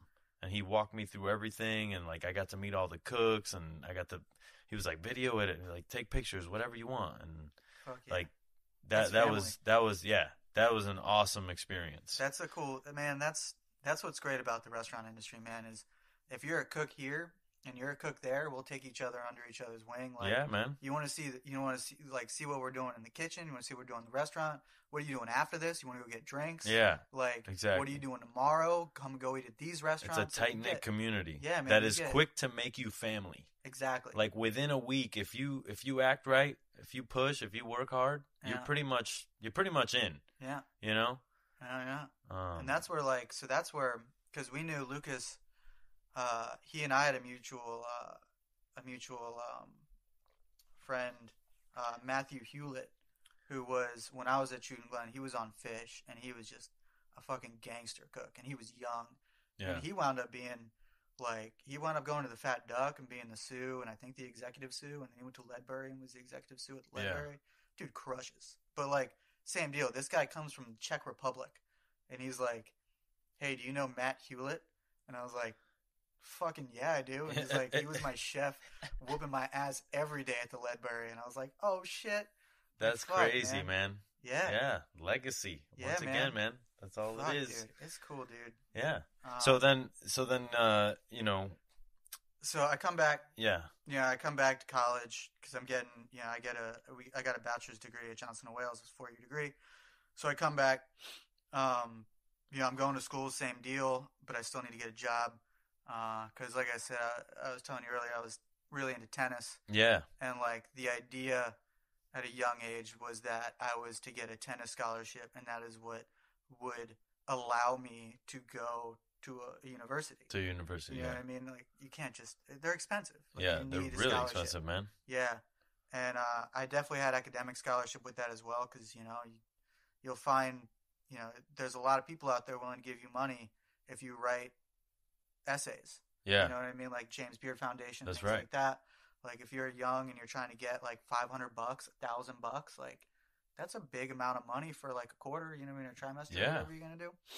Anyway, so where was I going with this? I'm back. I have to get a job because it's a D3 school and I get no tennis scholarship. So yeah. tennis is gone from my life and I have to get a job to, support myself.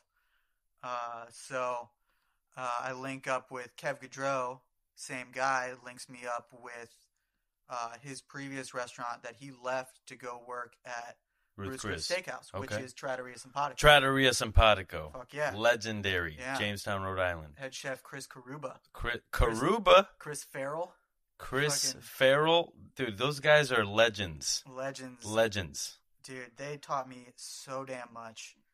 And those are just some great chefs. Like, and I'm talking like same deal, day in, day out, producing amazing things. Like, there's, you meet people our age and you're like, hey, I need you to go cook this. I need you to go make this fucking sauce. This like classic sauce, or, I need you to make ice cream. I need you to make brownies. You know what I mean? Yeah. Just easy shit. And even at our level, like, people are like, young people are like, oh yeah, I can do that. And but they've never fucking done it before. Exactly. And they go look up a recipe and they make their best version of the recipe. But these are chefs that like, they fucking made this shit, for 20 years. Yeah. 30 years. Yeah. Like, dude, you want to talk about something simple and delicious? You talk about Chris Farrell's brownie. Oh. Dude, like. Award-winning. Dude, this shit was like. Just never had a better brownie since. You know what I'm saying? I'm sorry for anyone who's ever baked me a brownie. For all the dessert, crazy intricate dessert courses that I've had, and people being all like, trying to do all these crazy things with all these flavors and, and everything being jumbled up. Like, at the end of the day, if you were to eat that, is that better than this man's brownie? No. You know what I'm saying? Like I'm this sorry. This man's brownie. Like, hey, man. But obviously, hold on. And I'm just saying, he's a fantastic chef. Yeah, he man. fucking ran restaurants. Like, yeah, the White Horse this Tavern in Newport, Rhode Island. Do so Badass. Much more than just that. But I'm just saying something as simple as I used to sneak into the walk-in and steal the brownies, man. Dude, I used to eat the brownies. I used to eat so much of that shit. He'd be so pissed. He'd be fucking coming out there. Yeah, like, man. He'd be like, I know I made 26 of these and there's only 20. Yeah. It's like, what the fuck, dude? Because all of us would go in there and just grab it right off the rack. Seven motherfuckers go in there and eat one brownie. Yeah. That's like half a quarter of He'd count, too. He'd be like, 1, 2, 3, 4. There's 4 of you motherfuckers. I baked 24 brownies. Now there's 20. All right? Yeah, dude, he would know. Oh, man, I love that guy. But, dude. Okay, so came back, started working at Trattoria Simpatico, started at the bottom rung. They, shucking oysters. Garmager. No, raw bar. I was raw bar, dude. Damn. They harvest. So I get a job. I get the job there, and I can't start for a week because I'm like, doing something. I go home, see family or something. Uh-huh. I get my boy Bobby Fagan a job there as well. Bobby at the same Raygun. time. He started at the same time as you? Yeah. So I got him the job. He came down at the same time. Yeah. And he started a week before me. And he's like, I'm talking to him. He's like, bro, you've already got a nickname. I'm like, what do you mean I already got a nickname? I haven't even, the only person that's met me is Karuba. Yeah, as the chef. And he's like, dude, your nickname is Shucky Mac. Chucky Mac. Shucky. Because I'm working on a raw bar. I'm shucking oysters. Damn. And I'm like, dude. I'm like, just no. on the schedule. I'm like, that's the thing. I was like, no way I'm getting called that. And he's like, dude, you're on the schedule as Shucky Mac. And I'm like, what the fuck? He's like, don't worry. I'm on as Barnacle Bob. You know what I mean? Yeah, that's right. We started. Barnacle that's where our Bob. name. But yeah, man, it went from. But then we did raw bar and you're running because, they're running 400 people a night. So you're literally doing raw bar, getting crushed with people are coming in ordering 10 dozen oysters. You know what I mean? So you're gone for 20 minutes. Yeah. And then you're also just running food to the guys on the line that are just crushing through mise en place. That are just yelling at you. Screaming like, I need corn! Pasta! Go get the corn! And you just run into the fucking Yeah, you just run. One of those situations that, when I told you I ran for those oysters, that's what you did. You ran as fast as you can and risked bodily harm to get those fucking ingredients to the line. That was cool. That's a cool feeling, to know that you would do that for a fellow cook. You know what? It really puts you in a place to be like, I want to fucking be that guy. Yeah. You know what I mean? For you to strive to be, because that guy is he's like a motherfucking pirate. You know what I mean? He's drinking all night. He's fucking coming in all hungover in the morning, your classic chef that you think of, and just immediately snaps into it and then just crushes service. And everything you see, it's like, God damn, I know this guy was drinking all night, but I'm sitting here watching him baste that meat and just this dude's cooking at the same time. He's cooking, 30 veal chops, 20 cuts of filet mignon, fucking 13 ribeyes. They're all going on this huge grill. He's, these racks of lamb, they're all cooking at once at this time. And he's executing this and cooking this perfectly. Yeah. Right on temp, all these meats. I remember the fear that I had on, when I started working there. Yeah. Which, thanks to you, Charlie got me my first cooking job ever. Yeah. Up until that point, I would just school cooking in high school, in all of high school, and then now in Johnson & Wales. And if it wasn't for you being like, hey, what are you doing this summer? You want to cook? I was like, yeah, I want to cook, Yeah. And went down there, and Stas got the job. Pretty much just because Charlie said, give this guy a job, not because I did a good job at all. Dude, I mean, honestly, that's kind of what it was, is I was at the point where shit, if I don't get a body in this station, I'm going to have to work this station too. Yeah. You know what I'm saying? Yeah. I'm going to have to do both. So that's right. So you got me on Garmager over there. Hell yeah, man. So we got you over there. We got you learning grill, and that was my jam, my bread and butter. Lunch grill, baby. Yeah, I did. I remember Mundy put it to me. He's like, because we were driving to work, you were already there, and we were working dinner, and we were coming in, and he's like, you see that fucking board right there in front of the restaurant? Charlie's fucking special on there every day, And I remember at that point, I didn't feel confident enough to put a special on. I'd be like, what do I do? And most of the time I would just copy what the fuck you did. Whatever you did the day before, and just change an ingredient and just, you know what I mean? But that, I remember that, anxiousness. Yeah, that feeling in the pit of your stomach. Yeah, but then, at the end of the day, now looking back on it, I was working somewhere where people were better than me. Yeah. And that is what I needed to do. Because at that point, how long had you been working in restaurants? I was 20, so I'd been in there, give or take 5 years. Yeah. So I'd have 4 years of schooling, which is cafeteria work, and if the teachers come into the fine dining kitchen, they can order shit. But it's that's it. Yeah. Like, to actually work in a restaurant is the best training that there is. And that school can't give you. Yeah, and it's like, and it was really cool to be able, we had our whole like group of culinary, like this restaurant is in Jamestown, Rhode Island. It's a 40-minute drive south of Providence. You essentially drive onto an island to get there. There's some great road trip stories there. Yeah, there's some great stuff that happened. But you got flashed. Some Dude, ladies. So much cool stuff happened. Sitting in that traffic. Yeah, sitting in that beach traffic, just hot.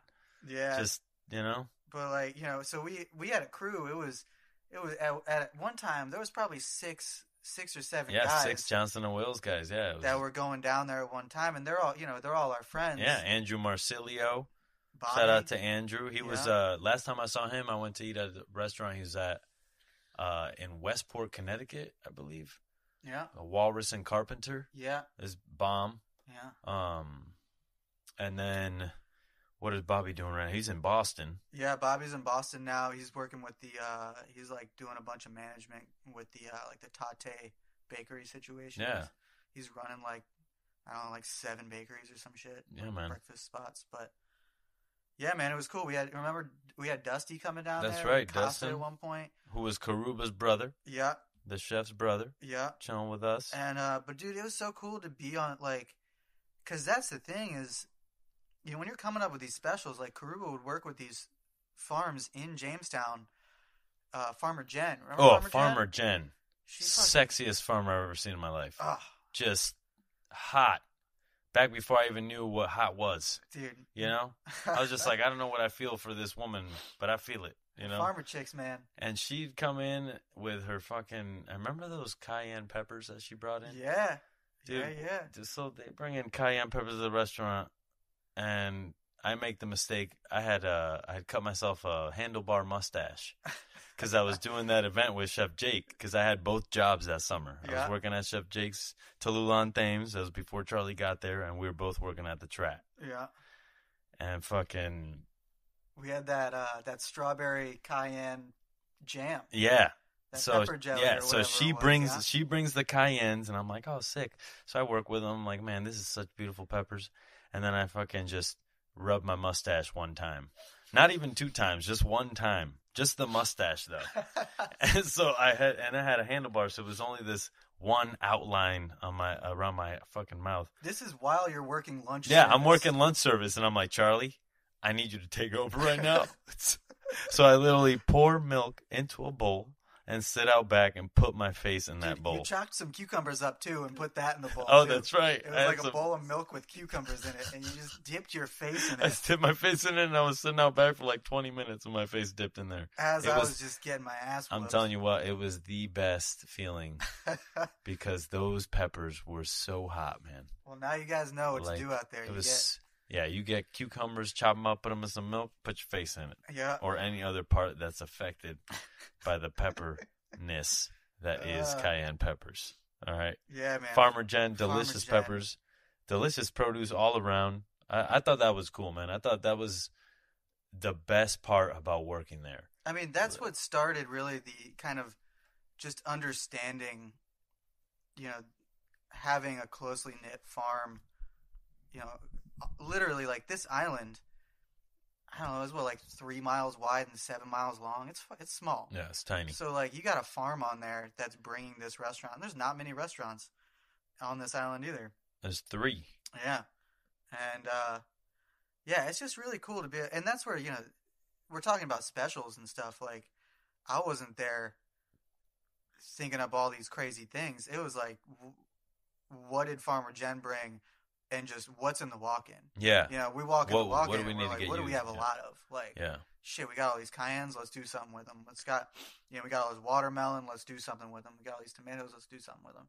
So what's cool about it is it becomes less of, and that's, what obviously cooking seasonally and with close partnership of restaurants are, and what honestly cuisine should be in general, not to heighten it at all. It's like just what the bare minimum should be. Is working with the season, working with what's local, but that's what runs the special. It's not.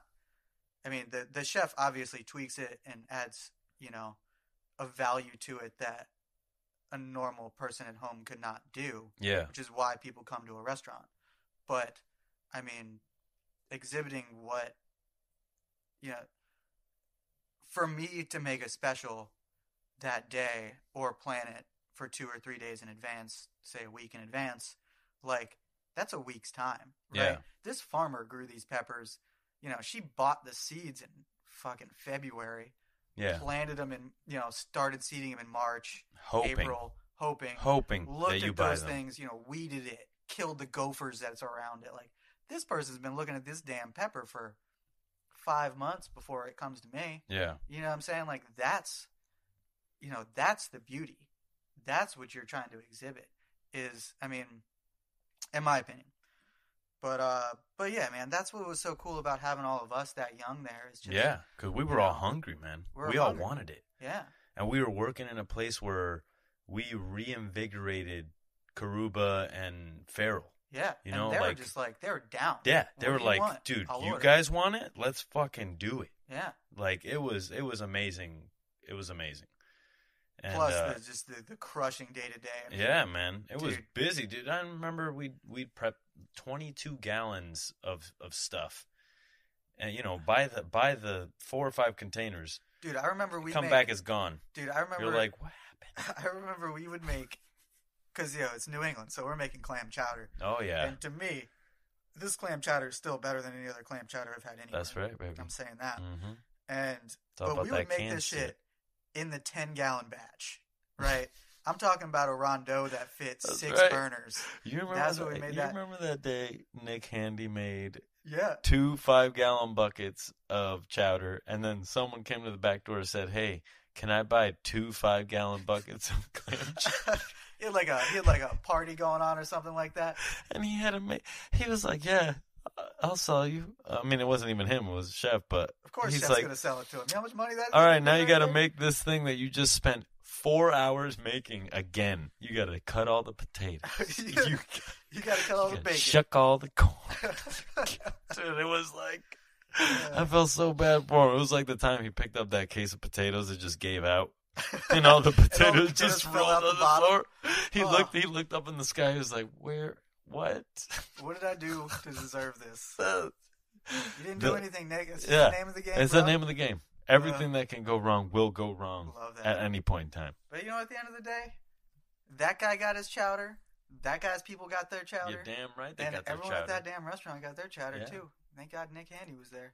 If he wasn't, that was like the one thing you don't 86 is the damn chowder. Yeah, you gotta know. Yeah, you can't be in New England. You can't be having servers tell the guests we're at a clam chowder in New England. That's not, no. They'd be like, go outside and... That's cause for a riot. Yeah. But, anyway. So Torre Simpatico. I was there, yeah. We were there for a while. Yeah, I lived for a long time, man. I was there 4 years. Yeah, that's right. Mm-hmm. And then I remember because there's always this thing I think about, and I'm like, am I going to leave before that person, or am I going to go before that person? Yeah. And I was working at the 2 spots, and then, Chef Jake Rojas was like, yo, you either work here like all the time or, you know what I mean? Like this needs to be a commitment. Yeah. And I was looking for some, a little bit more challenging anyway. So I was like, yeah, I'll do it. Yeah, definitely that next level of food. And, I went over there, and then you had stayed there for a little bit, but then you went to DC to that spot. No. So I stayed there for a year, and then I came to work at Tallulah's. That's right, but you were about to leave. That was the thing. So I was literally like, yeah. So this is actually kind of an interesting thought process that I had in terms of my career, because I was 2 days from moving to New York City to go. I'd been down there staging. I had been at staging at Nougatine and Jean Georges.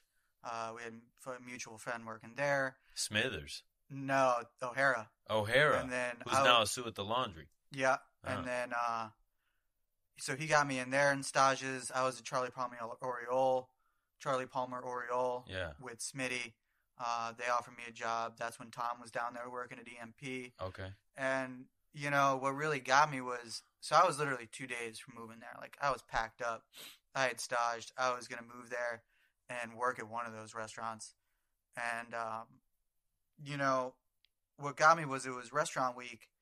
And when I was at when I was at Jean Georges in Nougatine, they had me mise out this recipe.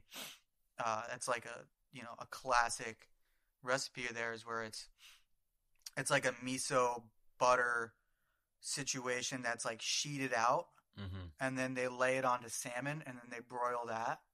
Right? It's super delicious, and it's like old school Jean Georges. Yeah. And so we're drinking later. I mise that out, not even thinking about it. Like, this is the coolest fucking restaurant I've seen in a while. Like, dope. So we're like out in Brooklyn later. We're with O'Hara. We're with his boys that like worked, at Jean Georges. Like left. I think he was a sous at Nougatine. You know what I mean? It's very, a lot of these guys are bouncing. They bounce throughout these restaurants, and they get this sous. He's a sous at this restaurant, and he's making his restaurant week menu. And Sean's like, "What are you gonna do?" And he's like, "Oh, hey, I'm thinking about doing this like salmon with like a miso like crust." And O'Hara's like, "Bro, how very Jean Georges of you, Yeah. And he's like, "Oh," and then he just kind of like talks a little bit about it and kind of steps away, steps around the conversation. And I'm like, that's kind of weird. And then I go home. I'm in Providence. That's when I was living in Olneyville. Yeah. And I'm doing research on my own, looking just at other menus in New York, you know what I mean? Because at this point, I'm like, New York is the, that's the mecca of where you want to be as a chef. You can move to New York. And I'm looking at these menus, and dude, I saw this same damn thing on 2 other menus at 2 other restaurants. Mm-hmm. And you know what? I like I said, much respect to all of New York cooks, chefs, all that stuff. But I feel like for a certain cook, there is definitely like, my thinking on it is that it's like a conveyor belt where you learn kind of all of the same techniques. Mm-hmm. And, you go work at one place, they put you on the pasta station where you learn how to make one kind of pasta for a year. And then but they won't let you really do anything more at that restaurant. So then you're young, when you're young, you're working at restaurants 1 year, 2 years tops. Yeah. Before you're moving around, because in your head, you're like, I want to see as much as possible. So then you go to a different restaurant, you learn this one thing. You go to a different restaurant, you learn this one thing. And a lot of these classical restaurants that aren't really they are pushing the boundaries, but they know what they like. They know what they like. Yeah. And I just didn't want to fall into that same thing of like me leaving New York 5 years later, knowing the same things that so many other cooks have also learned. Yeah. In my opinion, that's like, where's the leg up? Yeah. You know what I mean? Yeah, I hear you. So that's when you reached, literally 2 days before I moved down there. You literally had your car packed up, and I was telling Chef Jake. At first, he was like, "Nah, I don't know about that Charlie Apple, man. His last name is a fruit, and I don't know if I can hire this man." And I was like, "Yo, this man right here taught me how to cook meat on a grill. Yeah. Okay, hire him, because we need a meat cook at the time. Yeah. I hadn't even worked meat yet. I was on veg. Yeah, he was. That was the deal. He was stepping off the line, and he wanted someone to step in. Yeah. And that was, dude, the best thing that ever happened to me. Yeah. Like, you being like, fuck yeah, I'll come there. Yeah, and because, and so to speak, like I said, I had 2 options at that point. And one was going to New York and doing this in what I see this linear fashion of happening. And the other was this Tallulah on Thames, which, shit, there was 4 people in that kitchen. Yeah. Counting the dishwasher. That's it, yeah. You know what I'm saying? It was a veg cook, chef. Meat. Which was, he did all the meat, he did all the fish, and he did all the pasta. And then you had your pastry garde manger. Yeah. And then you had your dishwasher that did bread and butters as well. Mm-hmm. Because you fucking worked. And there was 4 burners on meat and 6 burners on veg. On entremet, yeah. And 2 of those burners were taken up by like a heating station thing. Yeah, and one of the meat stations was like a pasta water. Yeah. Which I remember that the first thing that was taught to me on veg was how to place your pans. Because you had this one rack and you had to figure out how to put so many pans on there with sets. And keep them hot.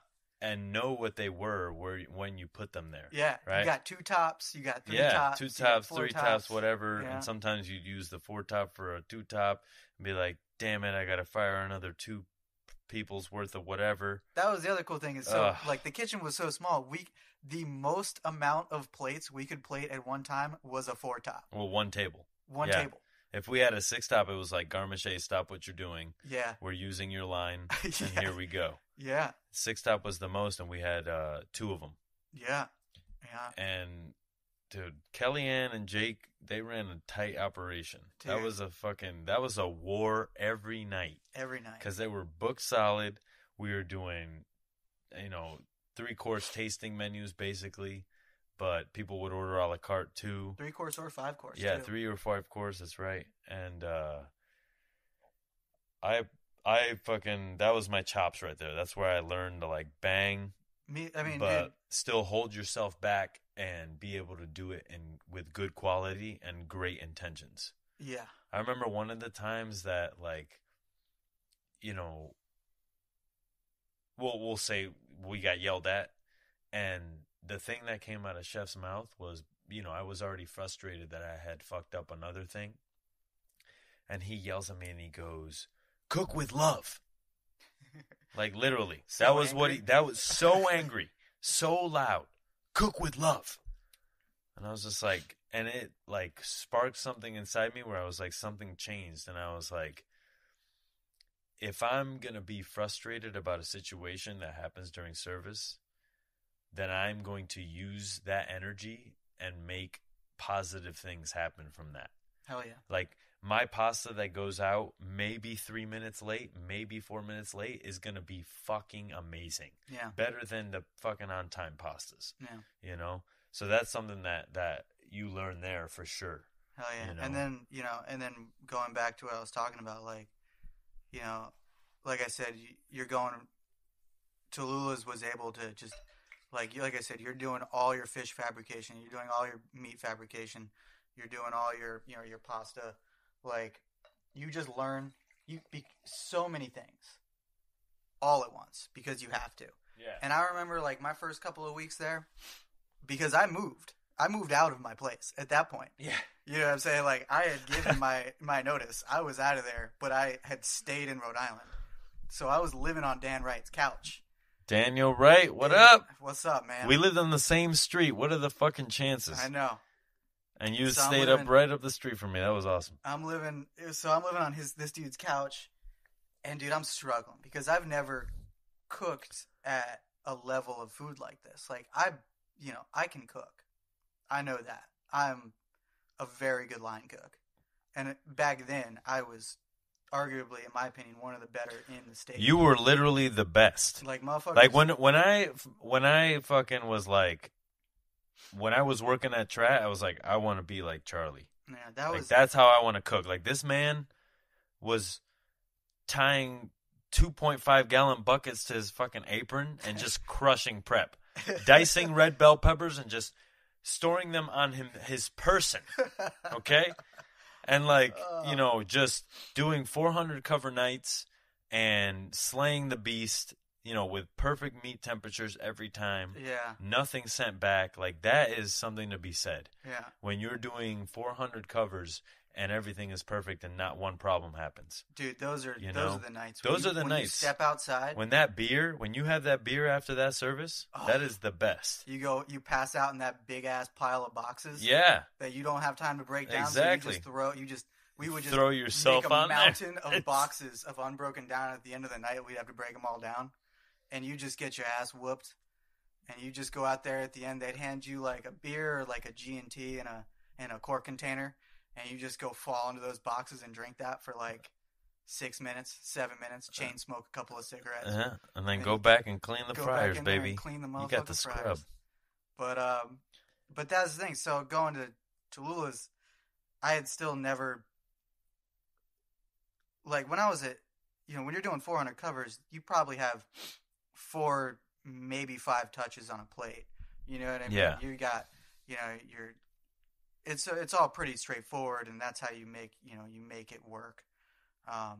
But Tallulah's shit, we had 16 components. 10, 16 components on a damn plate. Be like the prep list would be like 6 dishes, but it would be long. Yeah, it'd be the entire page would be taken up, and you're like, this is 6 dishes. It was nuts. And you're like, and then everything had 3 ingredients to it. Like you had to make these little purees, and like that was the first time. I remember when I first started working there, and I had I needed a quarter pint of something, right? Yeah. So instead of using a quarter of fucking cup measure, I used a quarter pint container, and I filled it up, and I fucking went to do the recipe, and the guy that was watching me, his name was Todd. He looked at me and he was like, "What are you doing?"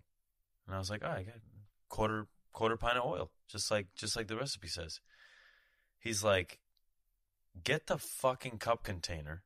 This is not a joke." Yeah. And I was like, "Excuse me?" Like that was the first time anybody had ever been like, "What are you doing?" Yeah. And at first I was like, "Why is this guy talking to me like that?" But that night when I went in the car and went home, I was like, he was right. Like I was treating that recipe like just any other recipe. Like just like, whatever. Not like this is the chef owner's recipe of the way he wants this done. Yeah. I need to do it this way. And that was a great lesson to learn. Sure. And thank you, Todd, for teaching me that, and I was a little hard-headed at the time, so yeah, he had to talk to me a little hard, but it got the point across. Yeah. And it got that respect across, and that's what made that place so great. Yeah. Is that even when Chef Jake wasn't there, it was like, this is how he wants it. Yeah. So if you have a problem with this, you talk to him about it. Yeah. It doesn't matter what I think. Exactly. It doesn't matter what you fucking think.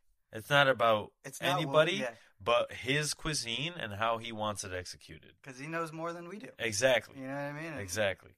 And that was like, I would not be the chef I am today without that training. Likewise. He not only taught you how to cook, he taught you how to train. He taught you how to lead. And push yourself. And push yourself. Dude, like the amount of times that you just be going down like a sack of shit. Just like, I'm talking, service started 10 minutes ago and you're just starting to prep the agnolotis that are on the fucking menu tonight. And you look down and the floor needs to be swept. You fucking sweep the floor. Exactly. You don't look away from the floor and just try and get these pastas done because you're in the shits. You fucking see the floor is dirty. That takes priority. Yeah. And that is a huge lesson that I got there.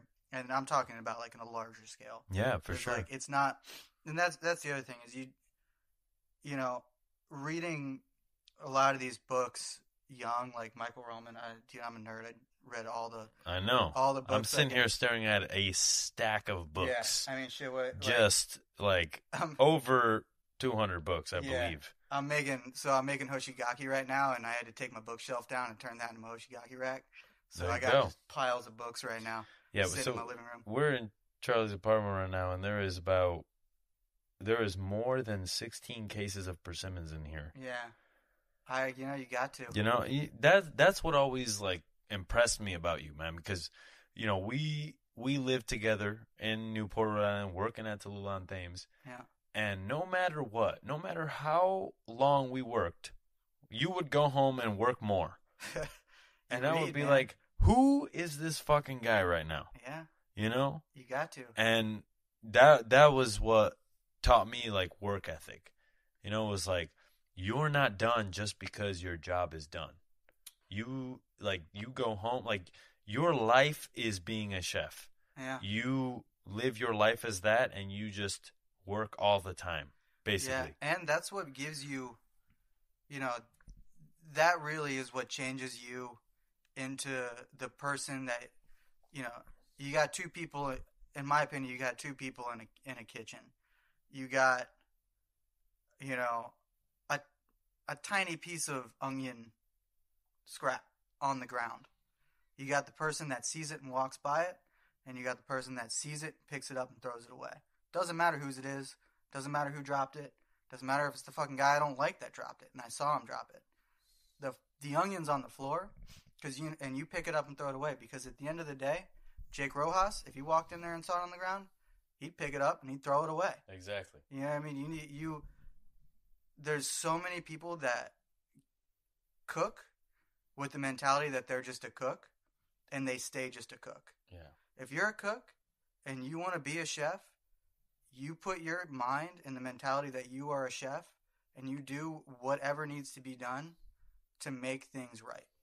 Yeah. You know what I'm saying? Like, exactly. You walk into the walk-in at the end of the night, and some doesn't have the right label on it, or someone doesn't have a label on it that, some asshole didn't have time to and put it on there.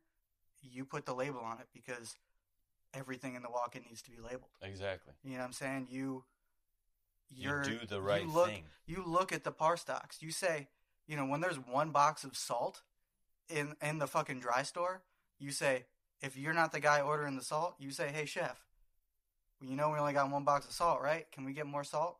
Like, just to make sure. You know what I'm saying? Like, it's just, those small things. And, of course, like, a lot of times the chef has it already.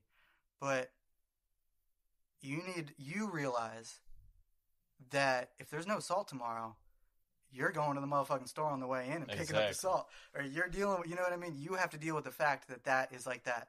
Or somebody else is doing it when you're trying to prep. It's a series of anticipating needs. Yeah. From the guest down to, what I need to order, what is happening ahead of time. It's the hardest thing to plan for. And that's been the worst thing during this COVID thing. Because it's like the government will be like, shut down tomorrow. Like, give me a week, bro. Let me sell through my inventory. Yeah. Let me not worry about, I just ordered this much meat, you know what I mean? And then you told me I'm closed. Yeah. That's the biggest struggle that I think is happening right now. And I think, I was telling somebody the other day, I was like, just like in those countries that it's mandatory to go to the army for a couple of years, I think you should go to the army for a couple of years and then go work at a restaurant for a couple of years. And humble yourself. Yeah. You know what I'm saying? Or maybe, dude, or honestly just go do the army thing. Because there's a lot of people that we meet in the restaurant industry who have worked in the army, and they come to the restaurant industry because it is so similar. Exactly. Yeah, it's militaristic, and that's the way that Tallulah's was. Yeah. Not every place is like that. No, and you don't, and I'm not saying also that you need to be that way.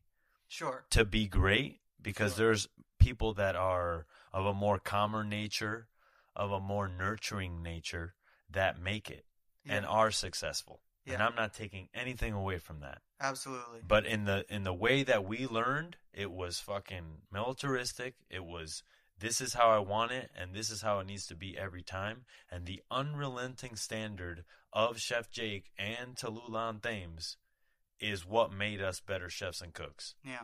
And what made us look at the importance of understanding where your mise en place comes from, just like you were saying before. Yeah. To how you played it. Because that was the coolest thing when we were there. We cooked the food, and then we turned around and played it. That was the best. Dude. Like when you step into the realm of 3 stars and like this kind of restaurant, other people plate the food for you. Yeah, this is literally like David. Like, and this is also interesting. The idea of time management, and there's time management, and then there's time management to the second. Yeah. To look to your partner, who you have to complete this, to complete this plate, you need to be there at exactly the same time, and to have no seconds to spare. You say, when are we coming up? And if the answer is 4 minutes and 20 seconds, which it can be, 5 minutes and 15 seconds, you each have a timer.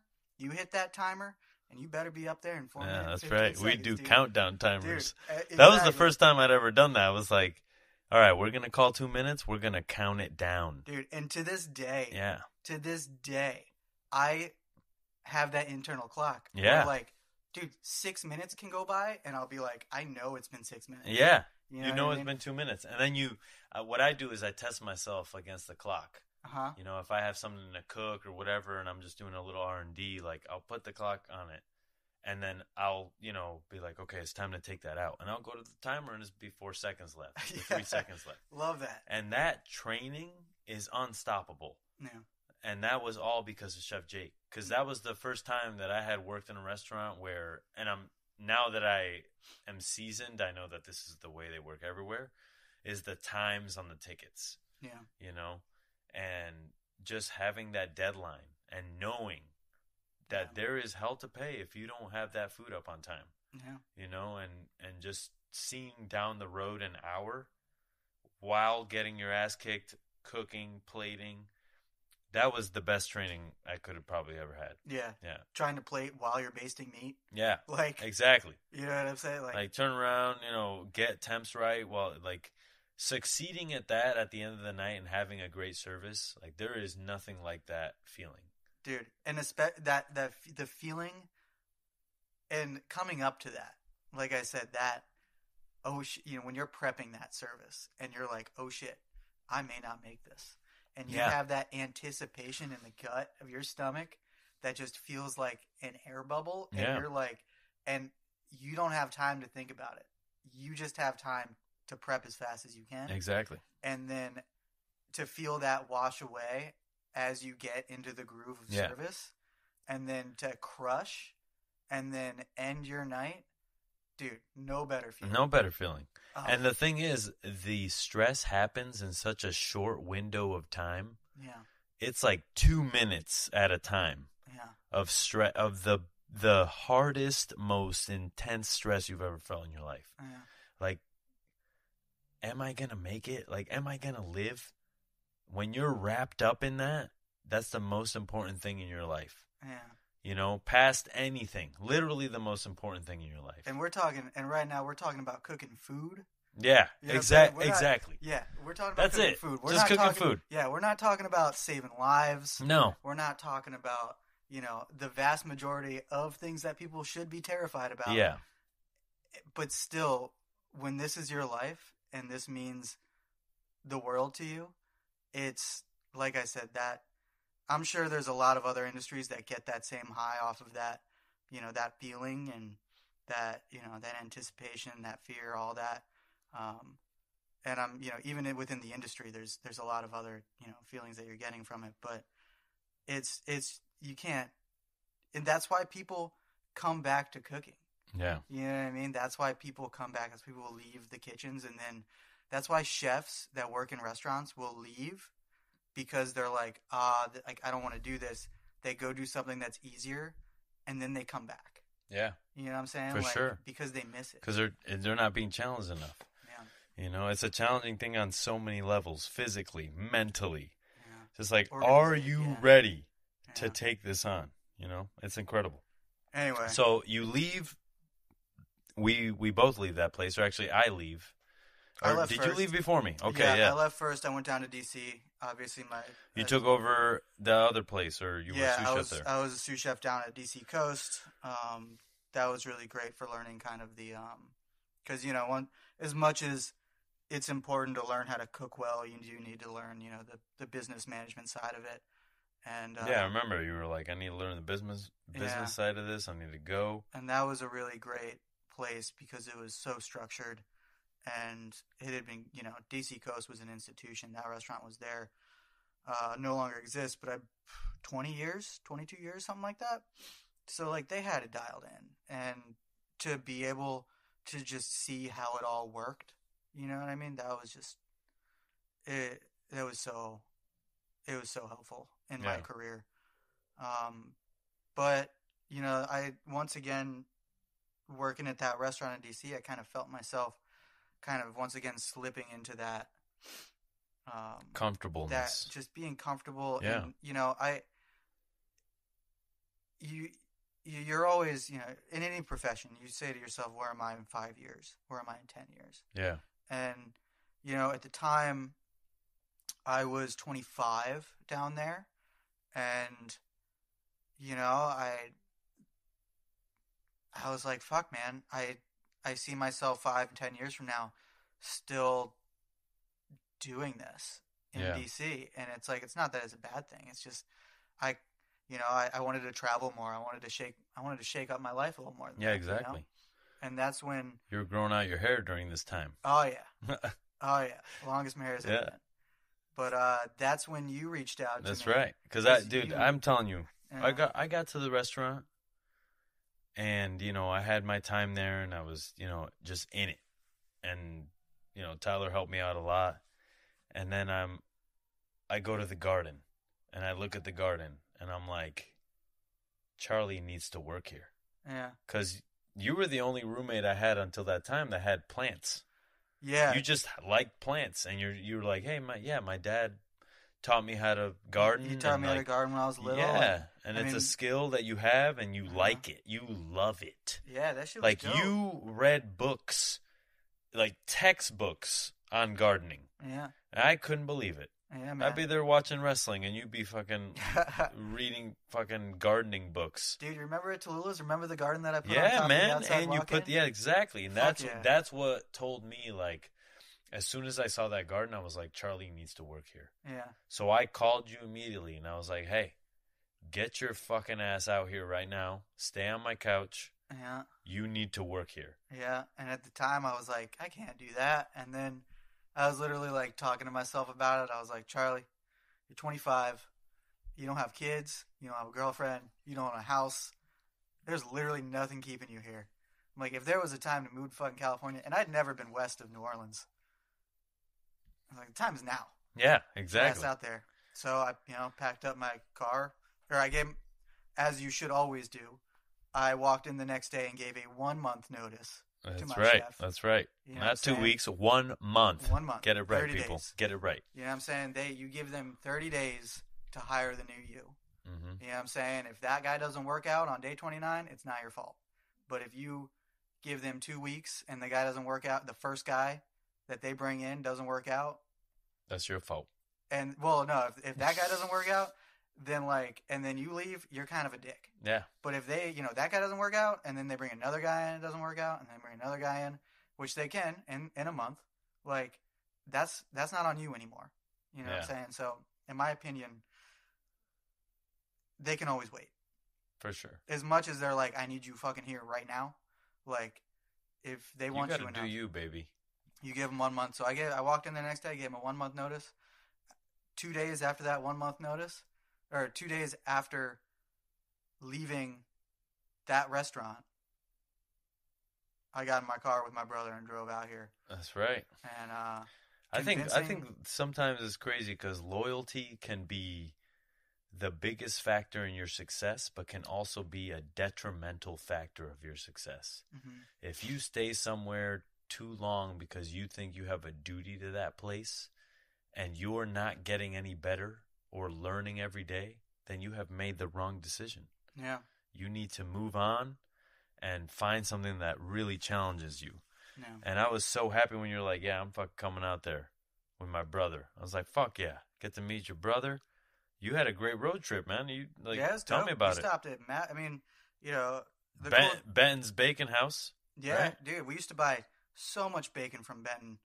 And, that my last day, my last order. You got me the shirt. Yeah, my last order, I was like, hey, dude, because what's cool about Benton is, you call him to order bacon, and you're either talking to him or you're talking to his wife. And I was just like, hey, dude, I'm driving cross country. Can I stop by your spot and check it out? And he was like, hell yeah. Went out there, Tennessee, and did that. That was the other, you're working in an industry of people that like to move. They like to go to different cities. Yeah. So everyone spreads out. So a guy in that city that you can sleep on his couch. Yeah. You know what I'm saying? So we did that. We drove through the South. It was great. 8 tons of wonderful barbecue. Met up with friends that I hadn't seen in years. And got out to California, man. Convincing Christine Kim, because this is how I came out to work on the farm, the Restaurant At Meadowood's farm. Yeah. At the time, I was pretty fried in the terms of cooking, and I didn't care about the restaurant. I had never been to a 3 Michelin star restaurant. I'd never eaten at a 3 Michelin star restaurant. I'd never eaten at a 2 Michelin star restaurant. I had eaten at some 1 stars in New York, but I didn't know what it was. You know what I mean? I'd seen it in books, but like, and you hear about it, but I didn't come out there to work at the restaurant. I came out there to work on the farm and to learn how to grow things and work with these really incredible ingredients, vegetables, and see. I mean, the things like, you know, as a chef, you have purveyors coming to you all the time, right? They're always trying to sell you something because that's their job. Like, you're talking to them, and you know they help you out with what the things you need and the things you want, and they help you learn, discover new ingredients. But at the end of the day, they're coming to you with a list, and they're saying this is everything that's available. And you think, if you don't know the farming aspect of it, this is your entire list of ingredients that you have at your disposal. But then I was looking out here at this farm, and I'm like, yeah, this is, 2005, or, yeah, not 2005, sorry, 2012? Yeah, 2013. about then. No, 2014, excuse me. This is 6 years ago. It's 2014. We're a little far. We've been drinking some wine, yeah, ladies and gentlemen. It's okay, though. We're on the second bottle. It's okay. It's all right. It's fine. So, you're looking at this farm, and you're like, holy shit, what's this, oyster leaf?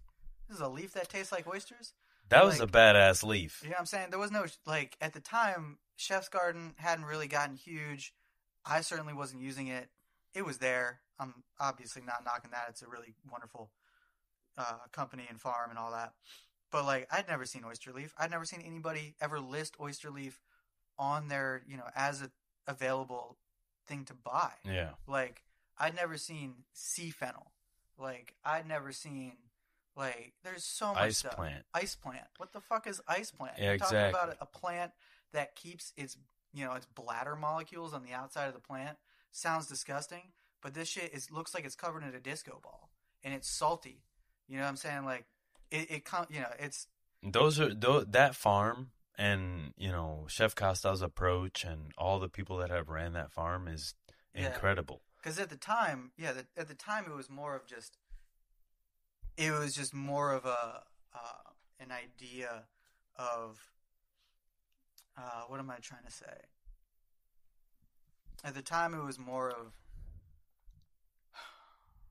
I don't know what I'm trying to say. And an inspiration. Okay. It would give inspiration. Like, we were not farming. We had. Yeah, you might want to hit that. But at the time, we were on an acre, right? We're just getting into our 2nd acre of farmed land. And, you're not really growing enough corn to use for an entire season on an acre of land.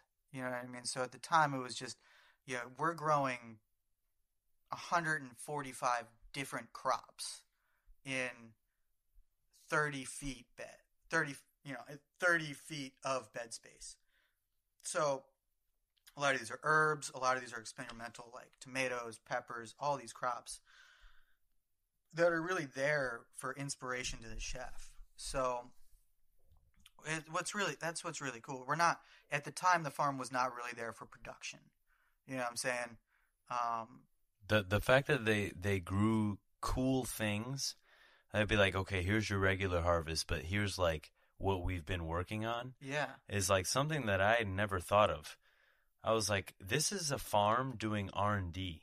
Exactly. Like, they're literally testing things to see if they can grow it on a larger scale for a restaurant to be able to use it the entire season that thing is available. So, and that was another cool thing. And we're talking 3 years lead time. Yeah, you know what I'm saying? Exactly. We're talking about, we show you something, the chefs are excited, we want to put this on the menu right now. Sorry, this is R&D. We grew 3 plants. Yeah. You know what I'm saying? And then, okay, we want to go big next year. We go big next year, but we only grew 3 plants, and, something happens, we fuck it up. There's no harvest that year. Exactly. You know what I'm saying? Yeah. Or we don't. Or we grow way too much of it. And it's like, that's the problem, is the fact that we want to use it, but we realize we only actually needed 10 plants. We didn't need 100 plants. Yeah. So but trying to figure out the R&D process, and building years of that Well, gets you ultimately to where we're at now. Absolutely. You know, where it's like perfect. Yeah. The perfect amount of things grown. Yeah. The perfect amount of things not grown. Exactly. You know? And that's like, I mean, shit, how long has the farm been here? Pretty 9 years? 9 years now, yeah. Something like that. So, like, obviously, you're growing and you're growing and you're learning and you're learning your land, your weather, you know, your terroir, you know, when you're getting your heat spikes, you know, how often to plant.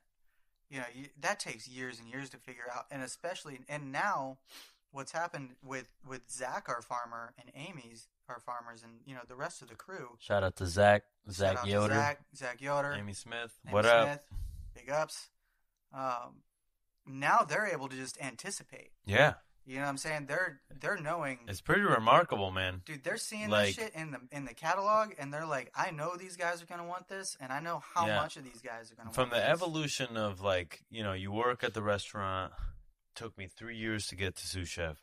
At that point, you get to go to the garden meetings, you know, and they're telling you all this information that you don't know shit about, because all you've been doing for the last 3 years is head down, cooking meat, you know, cooking fish to the absolute excellence that it is. Mm-hmm. And you don't know anything about farming. And I think that that's the coolest thing about this restaurant group is the fact that there's something to be learned every single day. Yeah. And the knowledge builds. It's not just like, I learned this one thing today, that's it. No, you learn that one thing, and guess what? 2 weeks later, when you don't expect it, you're going to learn another thing about that thing. Yeah. And that, like, the ultimate quest for knowledge that Chef Costow leads is one of the best. Yeah. You know? And it's such an all-encompassing, you know, knowledge. Yeah. Like, you know, the cook, you know, not all cooks know, you know, you can fuck up a piece of meat and feel bad, right? You can overcook a small piece of meat and you feel bad, and you're like, man, shit, that animal had a life, you know, literally for the sole purpose of going on this plate, and now I can't put this on the plate. And that's what really crushes you. But at the same time, did you ever think about that with a winter squash? Because at the same time, you know, you've got someone, like I said, ordering seeds in January, right? Planting these seeds out in, you know, late spring, right? You're growing this plant, you're weeding this plant, you're checking on this plant, you're making sure, you know, field mice aren't gnawing on it, you're picking it up off the ground, you're putting shade over it. And I'm talking with all of the, you know, all the winter squash. You know, this takes so much time and effort for a person. Then you're picking the winter squash. Then you have to age it. You know what I mean? You have to, so it dries and the sugars, because, you know, you ever pick a winter squash out of the field and cut it open and try and eat it, it's terrible. You know, you have to let it dry. You have to let those sugars in it really, like, come out to the point where this, you know, it's almost December now. You know what I'm saying? So it's been 10 or 11 months since somebody's been thinking about that damn squash.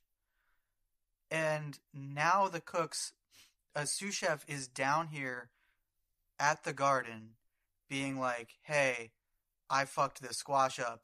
And the farmer's being like, you are a motherfucker. You know what I'm saying? Like, you know how much time I spent on this and you fucked it up?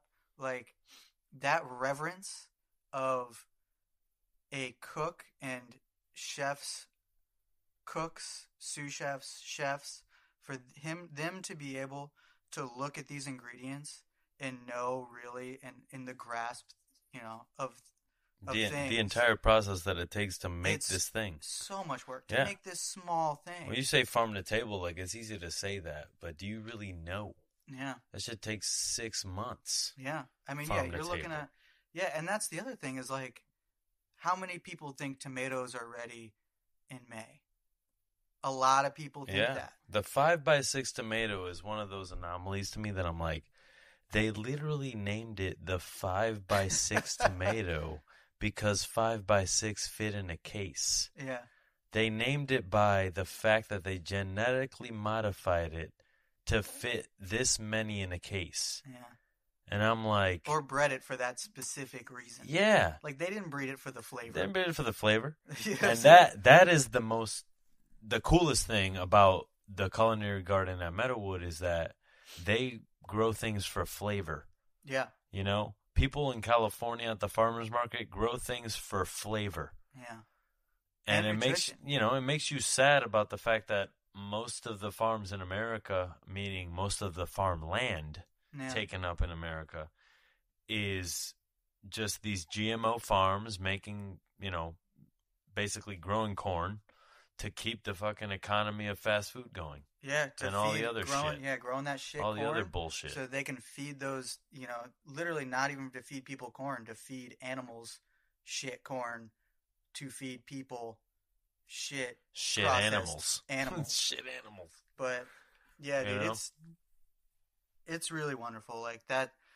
And so that's why I came to this farm. Yeah, for sure. You know what I'm saying? Like, and so you came to the farm, and then I'm doing my tenure in the kitchen. Yeah. And then it's about time where you're done at the farm. Yeah. So I was at the farm. I worked there for 2.5 years. Once again, it's one of those things like I didn't think I was going to be there for that long, but just the amount of knowledge after time. Yeah. You just learn there's just so much to learn. Because, even me, like, I'm here at the Charter Oak today. It's been 7 years. Yeah. And I'm still here happily. Yeah. You know what I mean? Looking forward to the next thing, but still, like, invigorated by the knowledge and by the ability to use things from our own farm, all that. Yeah. And that really is a chef. And this is an interesting thing for me getting, aging as a chef, right? What am I trying to say? So as a young chef, all you want to do is see these new experiences. Every 2 years, every year, you leave a restaurant, you work at a different restaurant, you move to a different city, you go to a different thing. Your focus is on seeing as many things as you can, and you do that, and it's kind of a shallow way of doing it by just like literally moving yourself to these different places. Mm-hmm. And that's not a bad thing. But, I don't know who said it, but I remember reading this where you get more out of life by planting yourself in a place and simply looking around what is there, what is around you. Because these relationships that I'm making with these people after 2 years, after 3 years, after 4 years, these are people that are really excited about food, but I would never have met them if I didn't go to, say, like a farm conference or, go to this random farmer's market on this certain day and see what they have, talk to them, get their phone number, start, a conversation. You really, you start, a perfect example is this, these wineries that have this really amazing fruit, these old timers that had farms back in the day that had these really wonderful trees, and this other, tons of fruit, tons of vegetables. These people that have literally devoted their lives on growing specific things the best way. You're not meeting them and developing a relationship with them by simply knowing them for 6 months and then fucking off. Yeah. Like, it's that, hey, consistent. How you doing? It's that, Merry Christmas. How are you? I haven't talked to you since the summertime when you grew those really amazing cucumbers. Really looking forward to next year. The blackberries that we're getting. Mount Veeder blackberries, Dude, the best blackberries I've ever had in my life. Best blackberries I've ever had in my entire life. And the relationship that you hold with a lot of those farmers, because after you left that role as gardener, you went into Special Projects Sous Chef, which is what you are to this day. Well, yes. Actually, I spent a little bit of time in between that. So that's I left right. The farm. You baked at Della Fattoria. Yeah. How long was that? Just a few months. Baking sourdough. See, the thing that I, respect about Charlie and why I have him on this podcast is the fact that when he wants to get knowledge about something, he will read 6 books about it and then go do it for a month. You know what I mean? And he wanted to learn how to bake bread, so he went to Della Fattoria and he worked there. An institution. Yeah. How long did you work there? I was there 3 months. Uh-huh. Kathleen Weber. Yeah. You know, God rest her soul. Really wonderful woman.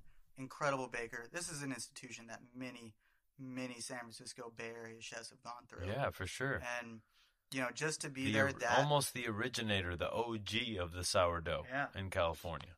And I'm out there in her barn, Yeah. in her ranch, where they bake the actual bread. You know, they have a really wonderful shop in Petaluma, but I'm talking like where they bake all the bread that goes to the Bay Area. And just to get a glimpse of that, because, you know, you're reading this, you're reading that. It's really confusing. And you can only, you know, how many loaves of bread can you make at home, even if you're passionate about it? And how, you know, you're not really learning unless you're baking 25 loaves at one time in one bake and looking at it and saying, I remember I shaped this way and it's perfect. And I moved my hand the wrong way. I didn't really get a nice shape on that, and now it's all fucked up. So you need that, like, just be able to see different things to really control and understand what you're doing correctly.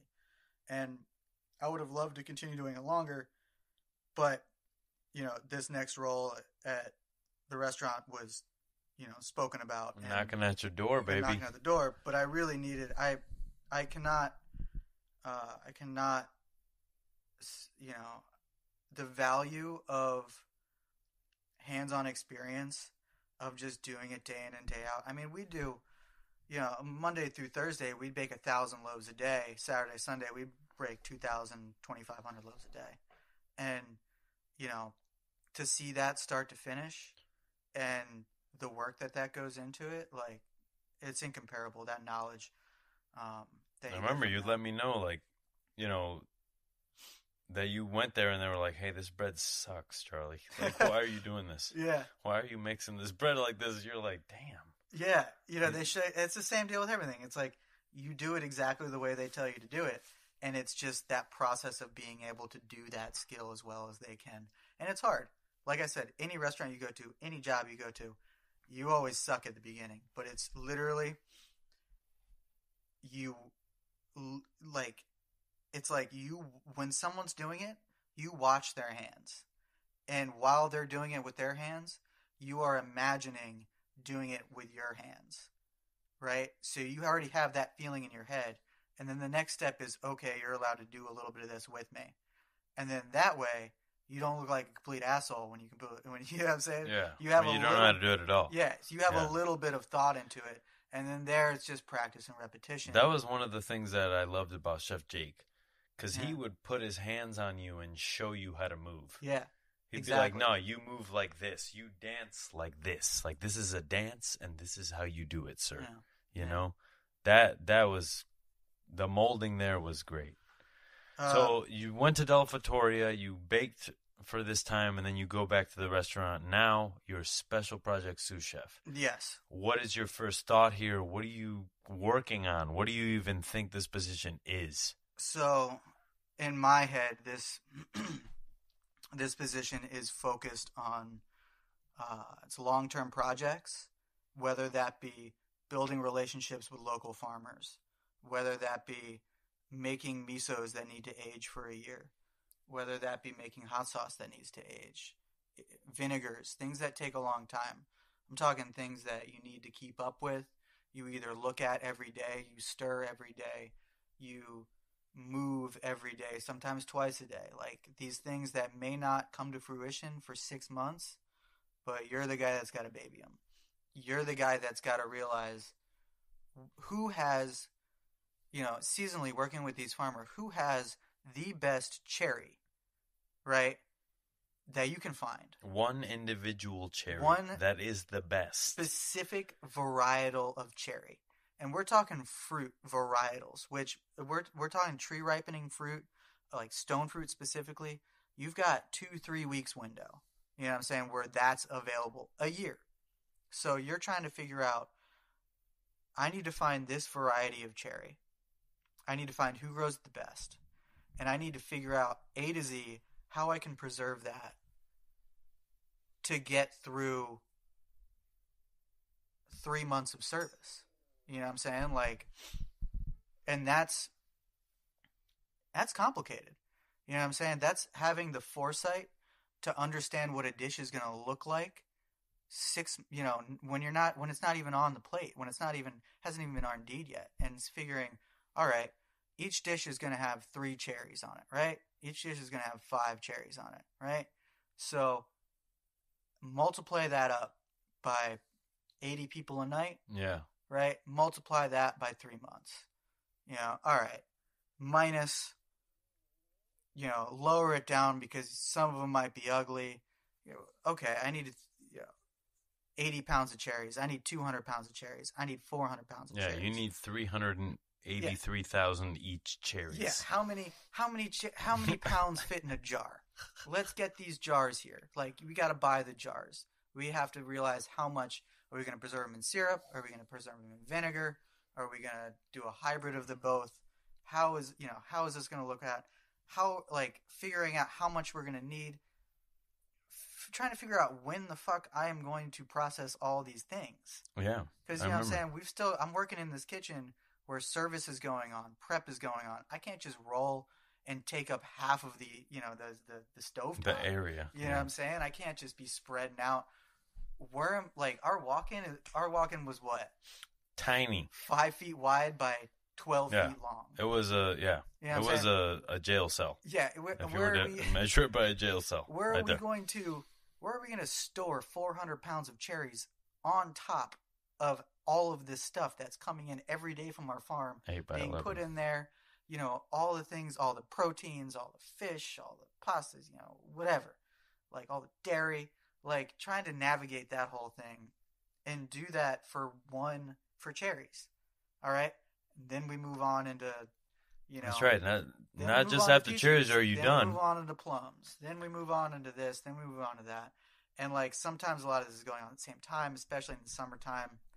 You've got tomatoes coming in while peppers are coming in, while, eggplant are coming in. And everybody wants you to do something, and just stopping, focusing, doing that. At the time I was going to these farm conferences every year whenever I could. I remember that. You'd go to the Rare Seed Conference, right? Well, I'm talking the yearly eco farm down in Pacific Grove. That's huge. I remember you'd tell me about that and be like, how does he even know that's happening? Yeah, but then also, that's, like you said, joining in the California Rare Fruit Grower Society. You know what I mean? A lot of these guys are small home people that a lot of these people are just some guy that's really into this weird fruit he only grows for flavor because the yield sucks, and he's got 5 trees in his backyard, and it's me coming up to him being like, hey dude, you want to sell me 3 of those 5 trees worth of fruit? And trying to negotiate that, see how that looks, and traveling up to Washington State and going to the Cascadia Grains Conference and coming back down and trying to figure out how that works in aspect of grain growing and how to do it in California. But at the same time, when you're up there, you're meeting all these great California wheat growers, and then coming down here and trying to work with them. You know what I mean? Trying to work with your farmer at your farm, trying to say to ourselves, does this make sense to grow on a large scale? Do we have an acre or so to spare on another project that we're starting up? Maybe we can grow wheat.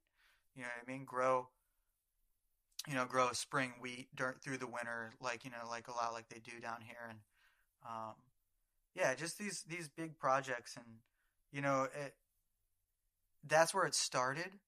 And then just trying to build this larder. Yeah, it grew, man.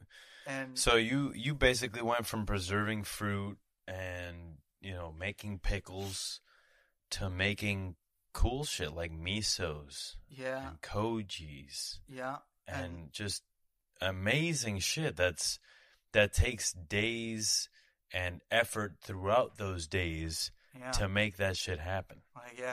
Like driving back to, living in Napa, driving back to St. Helena in the middle of the night without anybody knowing, so I can stir the koji. Exactly. You know what I'm saying? And then coming back like all that because effort. you don't trust anybody else to do it. And then the effort behind, people not knowing what you're doing.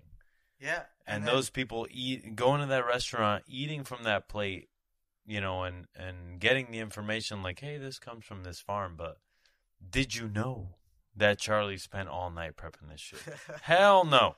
Hell no. But that's really where that's the beauty of it. Good is working with John, the CDC at the time, John Hong, fucking shout out to John Hong. Yeah, shout out to John Hong and Cat Hong. And Cat Hong, obviously Cat Hong as well. Especially, and that's the whole other thing is when we opened Charter Oak, I was a big part of that as well, doing the same thing for the Charter Oak. But really going from, you can preserve cherries any day of the week, however you think it should be, but, it ain't doing shit if it's not special enough to get on the menu. So, like, working with the chef on his idea on how to get this on the menu. You know what I'm saying? Like, making things so many times over, having him taste it. Because John Hong, best damn palate I've ever in my life. Like, the flavors that he was picking up. Yeah. And I'm like, this man smokes cigarettes. How? This man smokes tobacco on a daily basis. How can you taste better? And I hope he quit by now, but goddamn. I'm sure he did. Because for a long time, I smoked cigarettes when I was younger, and I was like, I need to quit this because it's going to fuck up my taste buds. Yeah. And for him to just pee all over that and fucking taste shit when he smokes, so many cigarettes, I'm just like, God damn, John. Yeah. You know? So working with him on that. True talent, man. That's been dope. And especially with him, he's got this great, Korean background. And, I'm a white boy from PG County, Maryland. Like, when I was making misos, like, how many misos have I actually had in my life? Not many. So, like, tailoring this with him and with an idea of, like, hey, let's make a miso out of chestnuts. Let's fucking age this chestnut miso in these used whiskey barrels. And that's another part of these relationships I'm talking about, where you go out, you get this whiskey, you talk to this guy who makes whiskey, and he's like, oh, dude, I'd love to be a part of that. I actually just dumped my whiskey out of this barrel yesterday. Hands me a barrel, smoky, smelling like whiskey, filling that with miso, aging that with an idea, like, and I'm talking that sat in that barrel for a year. So we planned on a menu item a year in advance. That's what's cool, man. That's what got me about the restaurant, because it was like, they're serving last year's peaches. Yeah. And the coolest part about it is, like, my boy Charlie, who I've worked with for so fucking long, is the guy who got this product. Yeah. Harvested it, preserved it, and now we get to use it on the plate. Yeah. And I think that, it's a legacy unto itself. I from appreciate that thing, man. From that thing being grown to you making the relationship with the guy who grew it, to then you harvesting it, bringing it to the restaurant, canning it or not, and us using it, was the best story that we could have ever told for any ingredient. No, I was definitely, big shout out to Chris Costow, because that guy literally saw my abilities in one of his farmers. Like, when I was farming, and this is kind of thinking about the role, a lot of people it's a touchy subject about, chefs and kind of their neurosis, and like the fact, a lot of people are bagging chefs now on the fact that they work 1 million hours and expect work 1 million hours. But you know what? I don't really think it's as much as that, is the fact that there are people out there that have this drive in them to work these hours. Yeah. Because, like, when I was on the farm, nobody was asking me to, stay up until 2 o'clock in the morning looking through 50 different seed purveyors, trying to find the coolest, weirdest, most specific ingredient to his cuisine that we could. And this dude saw me putting in those hours. He saw me have passion, and he gave me the opportunity to believe in myself. He cultivated that. To just say, hey, you know what I'm saying? Like, I see you're focused on this, but what if we just turn this focus elsewhere and see what you can do here? And that was really cool. It's like I said, I didn't work at the garden at the restaurant at Meadowood to work at the restaurant at Meadowood. You know what I'm saying? I worked at the farm because I wanted to work at the farm and I wanted to excel at that. And he saw in me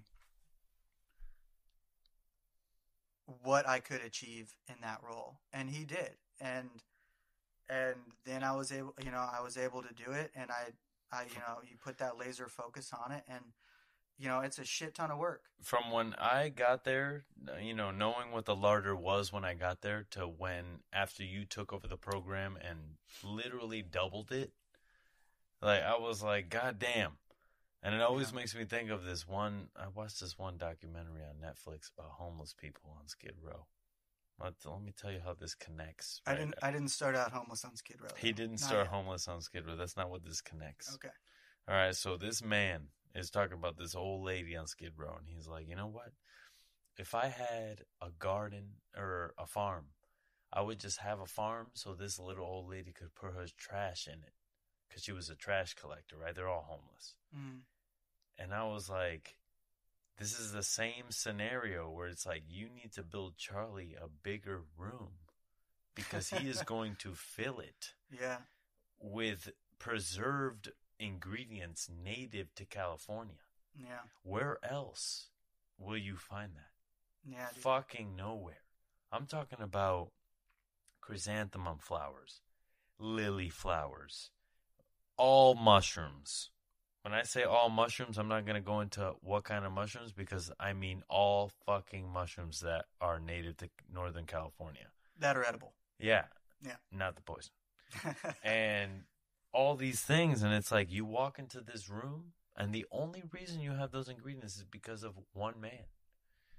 And that is hard to say at these other 3-star restaurants that have 60 to 80 people ready to go.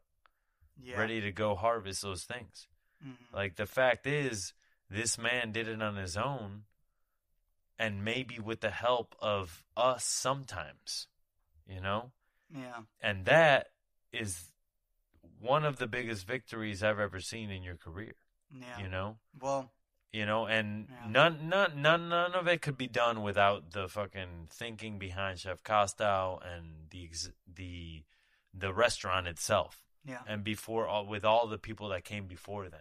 Yeah, we're all honestly just building. We're all building it because Cameron Rates was the first one. Yeah. He was the first one to build the fact that there could be a position in a restaurant where this man goes and harvests things in the wild. Yeah. And makes vinegars and makes preserves. Mm-hmm. That was Cameron Rates. Yeah.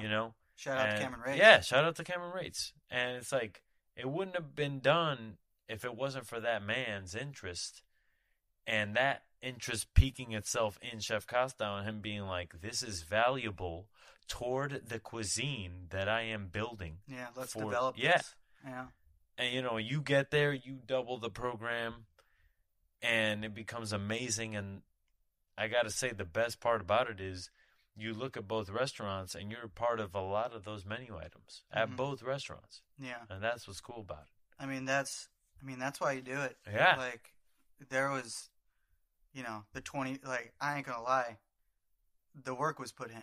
Like, yeah, for sure. Dude, I'm talking about the peaches being peeled. Yeah, I'm talking the 24-hour nights. Yeah, the working through the nights. The feijoa flowers being harvested. Yeah. The by fucking my man coming Charlie. In earlier. Yeah. The staying later. Yeah. And, like I said, a lot of people, they kind of dog that because they're like, well, why couldn't they just hire 3 people to do that? And it's because it's not a special at that point. Yeah. And it's the passion. It's the passion. It's you don't do this shit for the money. No, And neither do any of us. You do it to be in what your eyes is the best. Yeah, exactly. And like, and that's it. You come into this team, right? The Restaurant At Meadowood, this team, the Charter Oak, this team, and I like to compare it to like a football team or a basketball team. You know what I'm saying? Like, Allen Iverson, he didn't become who he was with his abilities on working 8-hour days. Exactly. You know what I'm saying? He did nothing but eat, sleep, and think about basketball to become what he did, to achieve what that team did. You know what I'm saying? It's all about, you sign up for this and you know what you're getting yourself into, and that is to create something that's much bigger than yourself. Yeah. And really, it can't be done by it's a restaurant. You know, you're not going to have, I mean, certain restaurants do, you know, I don't know how they work, you know, business wise, having 40 cooks. They're all still working long days, but you know, you're not going to have 40 cooks working 8-hour days, 5 days a week, and being able to achieve what you need to achieve. No, like definitely not. It's just not happening. It takes work further than labor laws. You know what I mean? It's have passion. provided. It's passion. It's a passion. It's the the fact time. that, You know, like, you know what I'm saying? Like, I know, like, you know, we Charter Oak uses Saba. You know, I have the ability. I'm working with the vineyard next to, you know, the restaurant, which is one of the most premier vineyards in Napa. And they're giving me all of their grape hummus. You know what I'm saying? So they're making this wine, pressing it, and they've got this really incredible grape hummus, which is like the skins, the seeds, and everything like that. It's just incredible tasting. But I get that on one day. Everything I can get. They've got more than I would ever need, and every year it just gets more. I'm filling, you know, 100 gallons, 150 gallons of this grape hummus. But you know what? I've got 1 week to turn that all into Saba. You know what I'm saying? So it's like Saba, and the process is like, you know, it's essentially boiling down large vats, huge reductions, large quantities of volume of water and syrup and that's the coolest thing about cooking. When you say reducing, it's like people don't fathom. Yeah. This is almost 44 quarts of liquid being turned into a pint. Yeah. You know, being turned into a couple of pints. And and right into a couple of pints, and we need 48 pints. We need 15 gallons Yeah. to get us through the next 3 months of this busy ass summer. So it's like, I've got 1 week to do this, and I've got a kitchen that runs regular service, and the cooks come in earlier. So it's like, nobody asked you to do this, but I'm not doing it. I'm doing it because it's fucking dope. It is cool as shit to be able to get this incredible product, turn this into another incredible product in a span of a small amount of time. It's badass. So like, that's why I do it. Yeah. You know what I'm saying? I don't do it because I want recognition for it. I don't do it because I think, you know, it can't be done a different way. You know, I can't reach out to a different vineyard and do that. I'm like, dude, this is the best of the best. I have this amount of time. I'm going to do what needs to be done and create something that's just fucking cool. And that's it with all these special things, all these special ingredients, all these really wonderful things that are grown in this area. Is like, there's such a small window where they're perfect, and trying to find that window and lengthen it to being a year from now. Because, you know, the idea of food, it's like, it would be cool, like, you can preserve peaches and use them in the winter. Great. But it's coolest if you can preserve them in multiple different ways, albeit be it making a vinegar out of peaches, preserving peaches in honey, like Hachimitsu style, making a canning in a mixture of sugar and vinegar, you know, or rock sugar, like candy sugar, you know, having all these components available to use next year to make a dish where it's like we want to do peaches. We found the most incredible peach that is the most delicious when it's ripe and fresh, and we're going to use that. And we found a different type of peach that's really incredible canned, and we're going to use that as a small bit of puree or a small bit of this or that. We found another one that has this really bright acidity and really vibrant flavor, but has the shit texture, but is a peach that, you know, has been around and is very important to California agriculture. We're going to preserve that in honey. Like, and being able to use all of those ingredients during the peak season of what you want to use with that fresh peach, it just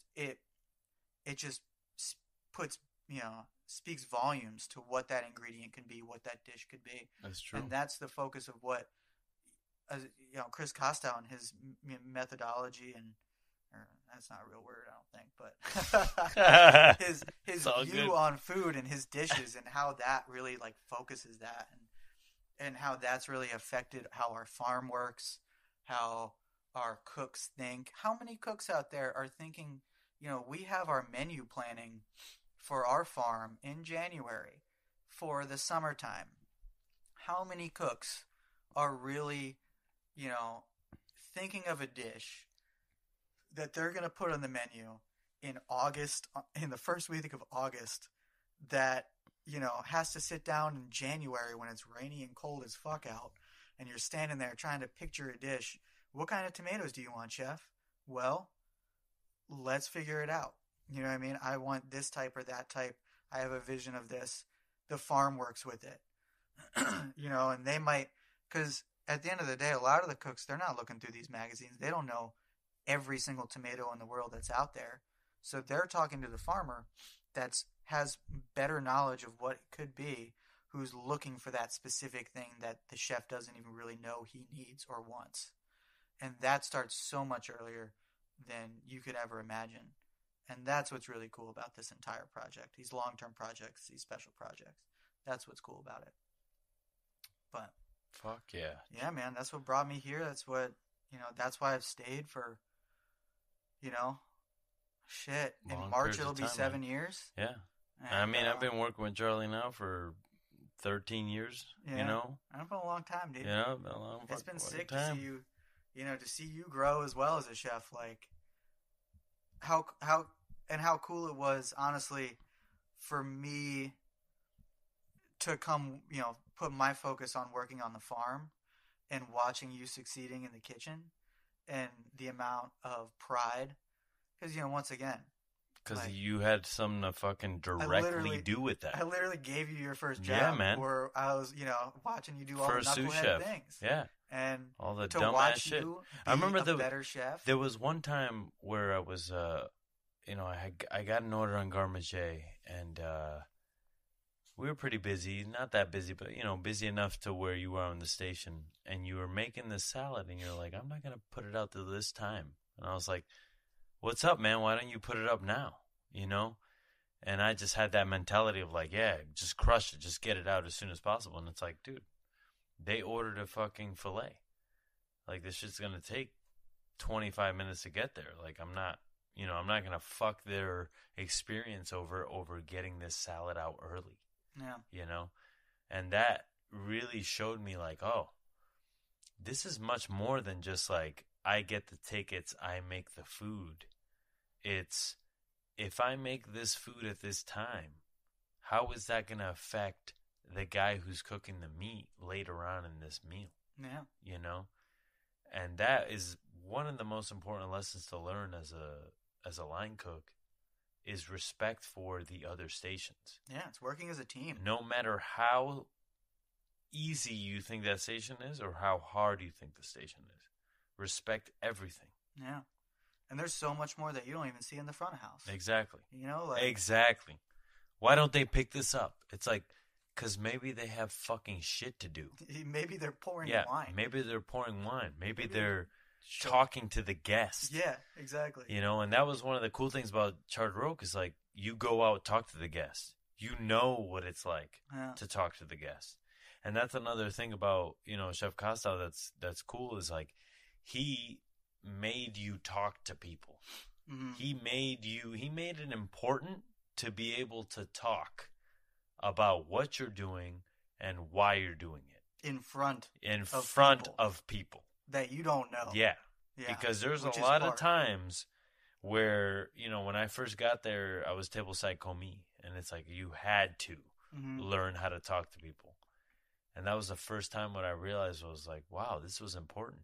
Yeah. I mean, public speaking. Yeah. You would not think that, you're like, you get into the job as being the guy in the back. You would not ever think that public speaking would be important until you walk into your first pre-meal. Yeah. And you're standing in front of all these, these servers that that are all staring at you. And the ability to portray what you want confidently is incomparable. It's a huge, huge thing that you need to have in your life. And it's just something that you don't think of that is valuable, when you're getting into the industry. And that's just, such a minute thing. Like, you have to be able to talk to guests.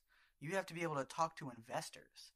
Like, you need to be able to talk to people that are going to make your restaurant go. And if all you think you have to do is be able to cook food delicious, like, that's not what being a chef is about. You're fucking wrong, dog. Yeah, that's not what being a chef is about. Yeah. Like, dude, I loved it, man.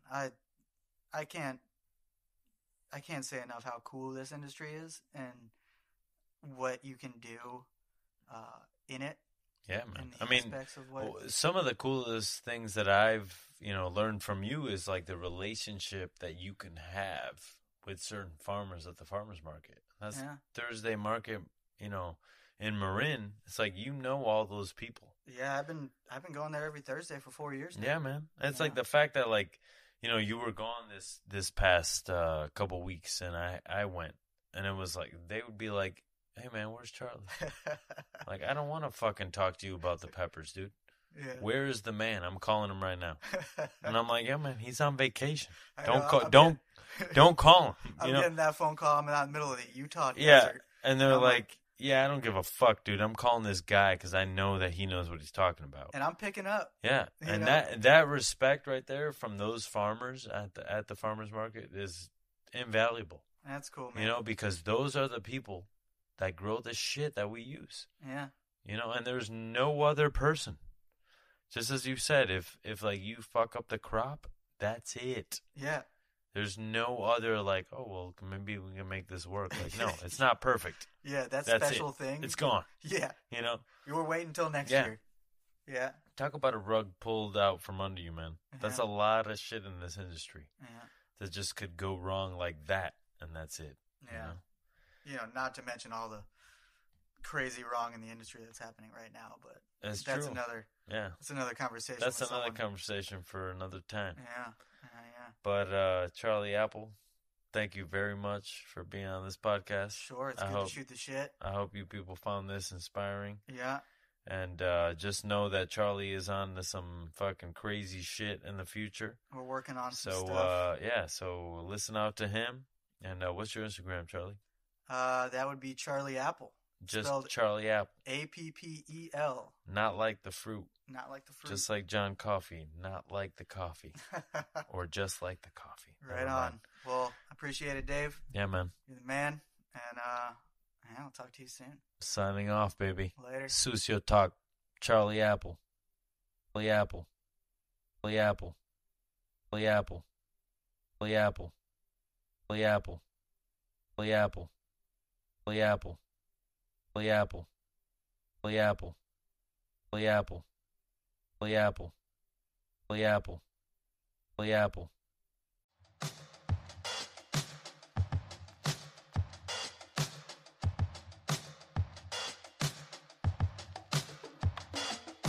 Hey, how you doing? I'm David Sucio Guillotti. I'm a guest chef here on the Truffle Shuffle experience. Born in Mayagüez, Puerto Rico. When I was a kid, I never really cooked with my mom, but I would always be in the kitchen eating what she was cooking. That's where I get the inspiration to cook. I knew I love food and I love to eat and I love to sit around the table, with the family, eating all those Puerto Rican dishes that my mom would make, ajo con pollo, ajo con habichuela. And you're starting to see a trend here. There's a lot of rice dishes. And that's why for this class, I chose to do mom's rice. It's something that when done well, just reminds me of childhood and warms my heart. To carry that, we're doing a spiced lamb. I chose lamb because I've served lamb many different ways and I just grew to love it. It's become my favorite red meat. You know, if ever there's an option for lamb, I go with that. So when looking at this dish, I know I needed something, a heavy meat, and lamb definitely spoke to me. I went to a vocational high school. They were building a culinary program there. So the first time I walked into that kitchen, I fell in love. I just thought it was the coolest thing that you could do that for a job. I remember cutting my first onion and just being like, people get paid for this? Like, this is amazing. That led to me following in my first chef's footsteps and going to culinary school at Johnson & Wales. And at the time, Tyler Vorse, co-owner of Truffle Shuffle, he was my roommate in college in Providence, Rhode Island. That's where I had met him. I wanted to work at a 3 Michelin star restaurant. That was the goal. I decided to come out to Napa, showed up to Meadowood, knocked on the back door, and was able to get a job after a 3-day stage. And I spent 6 years at the Restaurant At Meadowood under Chef Christopher Costow and Chef Katiana Hong and John Hong. I then became the chef at Charter Oak after I was sous chef at the Restaurant At Meadowood for 3 years. So here I am living my dream, you know, becoming sous chef at a 3 Michelin star restaurant, getting the opportunity to take over from the Charter Oak from Chef Kat, becoming an executive chef after, 15 long years of doing what I had to do. Learning more, every day is a reason why I never left the field. You're always humbled by new ingredients, new techniques, other chefs, other hospitality professionals. People are always looking for ways to innovate cuisine, and the beautiful thing about cooking is that you're never done learning.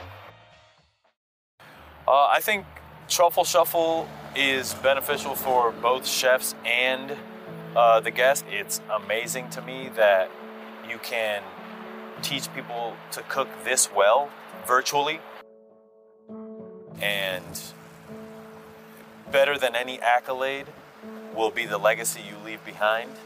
And your legacy is determined by how many people you can influence to positively affect the industry.